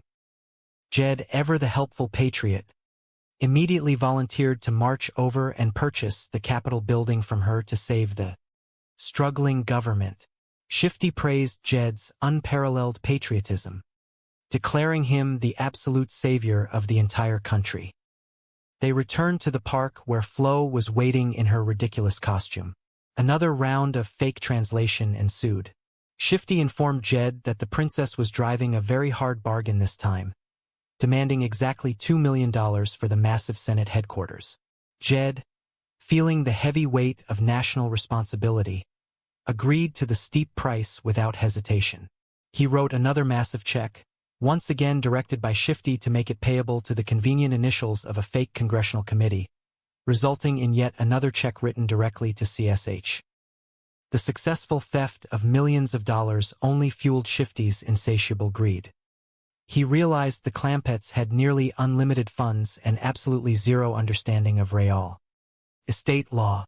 While Jed was busy writing the check, Shifty casually mentioned that the princess was also heavily authorized to sell several other choice, iconic parcels of local real estate. He gestured grandly toward the horizon, offering to sell Jed the towering Washington Monument and the beautiful Lincoln Memorial. Flo, breaking character slightly, desperately whispered to her husband to stop the madness, suggesting they take their massive haul and flee to Guatemala immediately. Shifty ignored her, his eyes locked on the endless prize. He offered Jed the Supreme Court building, the massive Pentagon, the bustling local airport, the Grand Library of Congress, and even the polluted waters of the Potomac River. Jed, viewing these purchases as necessary public services, agreed to buy everything. He was particularly excited about acquiring the Washington Monument, noting it was a solid moneymaker since they charged tourists 10 cents just to ride the elevator to the top. Jethro happily asked if he could serve as a powerful judge now that his uncle owned the Supreme Court. Jed promised to discuss the matter directly with the president once they finally secured a proper supper invitation. Back at Shifty's hotel suite, the con artist was celebrating his absolute triumph. He gleefully counted his massive haul, realizing he had successfully swindled the naive mountaineers out of exactly $10 million in completely valid bank checks. Flo paced the room nervously, terrified that such a massive, historical fraud would inevitably draw the terrifying wrath of the Federal Bureau of Investigation. She begged him to run while they still had their freedom. Their argument was suddenly interrupted by a gentle knock at the door. It was Jed Clampett, accompanied by Granny and the children. They had come looking for a stray kitten Ellie Mae had misplaced. Seeing Shifty standing beside his wife, who was still fully dressed in her ridiculous Indian costume, the Clampetts were momentarily stunned. However, their pure, uncorrupted innocence immediately led them to the most wonderful, wholesome conclusion possible. They assumed that Shifty, the man they knew as Honest John, had performed the ultimate act of human kindness. They believed the dapper, sophisticated government official had actually married the poor, ancient, homeless Indian woman solely to provide her with comfort, safety, and a loving home in her final, lonely days. Granny burst into tears of pure joy. She approached Shifty, her voice trembling with profound emotion, noticed a note left by the milkman. The note was a standard polite greeting, but Granny, her mind still focused on the president's instructions, misinterpreted the white-coated milkman as the very messenger the president had promised to send. She excitedly called out to the family, declaring they had just received the official message and were cleared to travel. Jethro, drawing upon his vast knowledge from reading spy comic books, confidently explained that being a simple milkman was merely a clever cover identity for a high-level secret government agent. The family immediately sprang into chaotic action, packing their belongings with joyous haste. Jed decided that, out of respect for the president's time, they should not risk the slow journey in the electric car. Instead, they would travel on a commercial flying machine. When Drysdale returned to his office, feeling triumphant and secure, Miss Jane delivered the devastating news. The Clampetts had completely misunderstood a message from their local milkman and were currently boarding a flight directly to Washington, fully determined to hand their $95 million to the president. Drysdale panicked, demanding Miss Jane find the impressionist and bring him back immediately. He handed her a blank, signed check, desperate to buy another fake phone call at any cost. He then raced toward the airport to intercept the family. He arrived just moments too late. The Clampetts were already comfortably seated on the massive commercial airplane. Drysdale watched in utter despair through the terminal window as the giant engines roared to life. Inside the cabin, the family was marveling at the experience. Jethro was eagerly asking the stewardess when they would be fed again, complaining that he was starving despite having already consumed 4 massive meals and 3 hearty snacks since boarding. Jed gently chided him, warning that if Jethro ate at the White House with such ferocity, the president's poor wife would never be able to leave the kitchen. Jed generously offered to take over the cooking duties himself, assigning Ellie Mae to make the beds and do the dusting, while Jethro would be responsible for mowing the expansive White House lawns and raking the autumn leaves. Jethro protested, insisting his massive brain was needed for higher duties, predicting he would likely spend his time sitting in the Grand East Room or perhaps right on top of the president's personal cabinet. Jed firmly warned the boy to keep his muddy boots off the government furniture. As the airplane began its final descent, the majestic skyline of Washington, District of Columbia, came into spectacular view. The gleaming white monuments and grand avenues looked beautiful from the sky. Unbeknownst to the Clampetts, another drama was unfolding on the ground. A notorious pair of confidence tricksters, Shifty Schaefer and his wife Flo, were plotting their next move. Shifty had spotted the Clampetts' arrival on the flight manifest and recognized them instantly as incredibly wealthy, wonderfully naive targets. Shifty had a plan. He dressed himself impeccably in a conservative suit and rushed to the White House gates, pretending to be an extremely important government official desperately searching for a lost security pass. He loudly engaged the gate guards in a confusing argument, ensuring the newly arrived Clampetts saw him emerging from the direction of the executive mansion, looking powerful and connected. The Clampetts, burdened with their rustic luggage, stood on the sidewalk admiring the massive White House grounds. Jed noted the large yard, perfect for raising farm critters and planting a solid vegetable garden. Suddenly, Shifty Schaefer approached them, a warm, completely fake smile plastered across his face. He enthusiastically greeted them as dear old friends, adopting the moniker Honest John. Jed was thrilled to see a familiar face in the strange city. He explained their patriotic mission to deliver $95 million to the president to fight the terrible smog. Shifty's eyes gleamed with predatory greed. He smoothly lied, claiming the president had just that very morning appointed him as the supreme chairman of a brand new, highly classified committee dedicated exclusively to solving the smog problem. Shifty suggested Jed make his massive check directly payable to his special organization, which he creatively named Citizens Against Smog Horror. Shifty smoothly guided Jed's hand, suggesting that depositing the full amount all at once might severely embarrass other, poorer citizens who wanted to contribute. He manipulated Jed into writing an initial check for exactly $1 million, carefully instructing him to make it out simply to the initials of the organization. Jed happily complied, deeply impressed by Jethro's ability to count all the necessary zeros. Jed handed over the $1 million check, expressing his deep hope that the money would properly prime the pump for the cause. Shifty assured him the president would be absolutely delighted. Jed eagerly asked when they could finally go inside and say howdy to the leader. Shifty, thinking fast, invented a complex web of bureaucratic delays. He claimed the Secret Service required extensive security clearances, including birth certificates, color photographs, passports, and a complete set of fresh fingerprints. Since the family had none of these items, Shifty graciously offered to put them up in a very nice, comfortable hotel while he personally sorted out the terrible red tape. He hailed a taxi and whisked them away from the White House gates.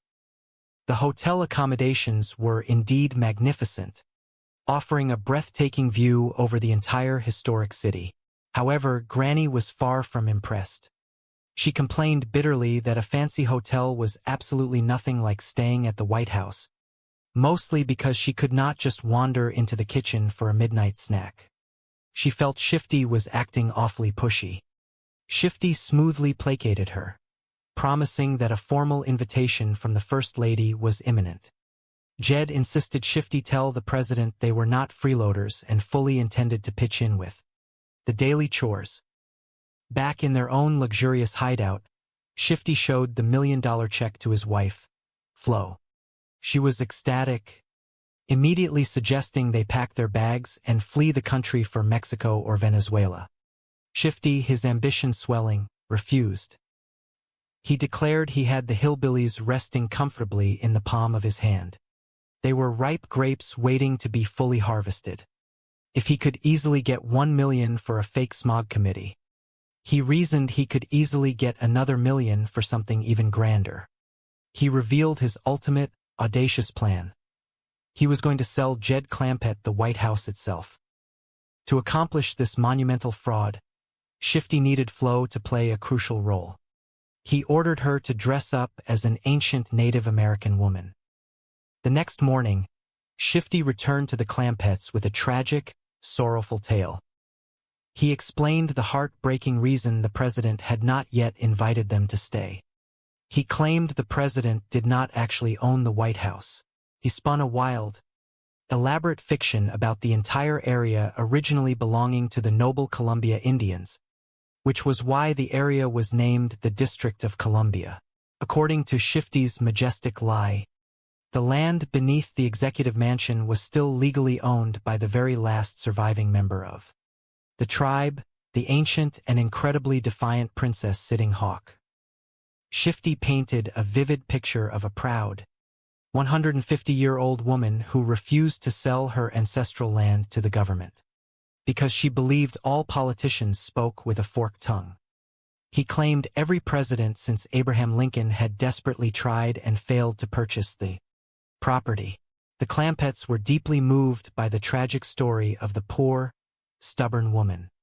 Shifty casually mentioned that Princess Sitting Hawk had only ever favored men who were tall, simple, humble, honest, rugged outdoor types who sported a strong mustache and had absolutely zero involvement in dirty politics.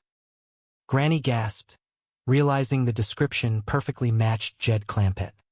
Shifty pretended to be struck by sudden inspiration. He declared that destiny had chosen Jed.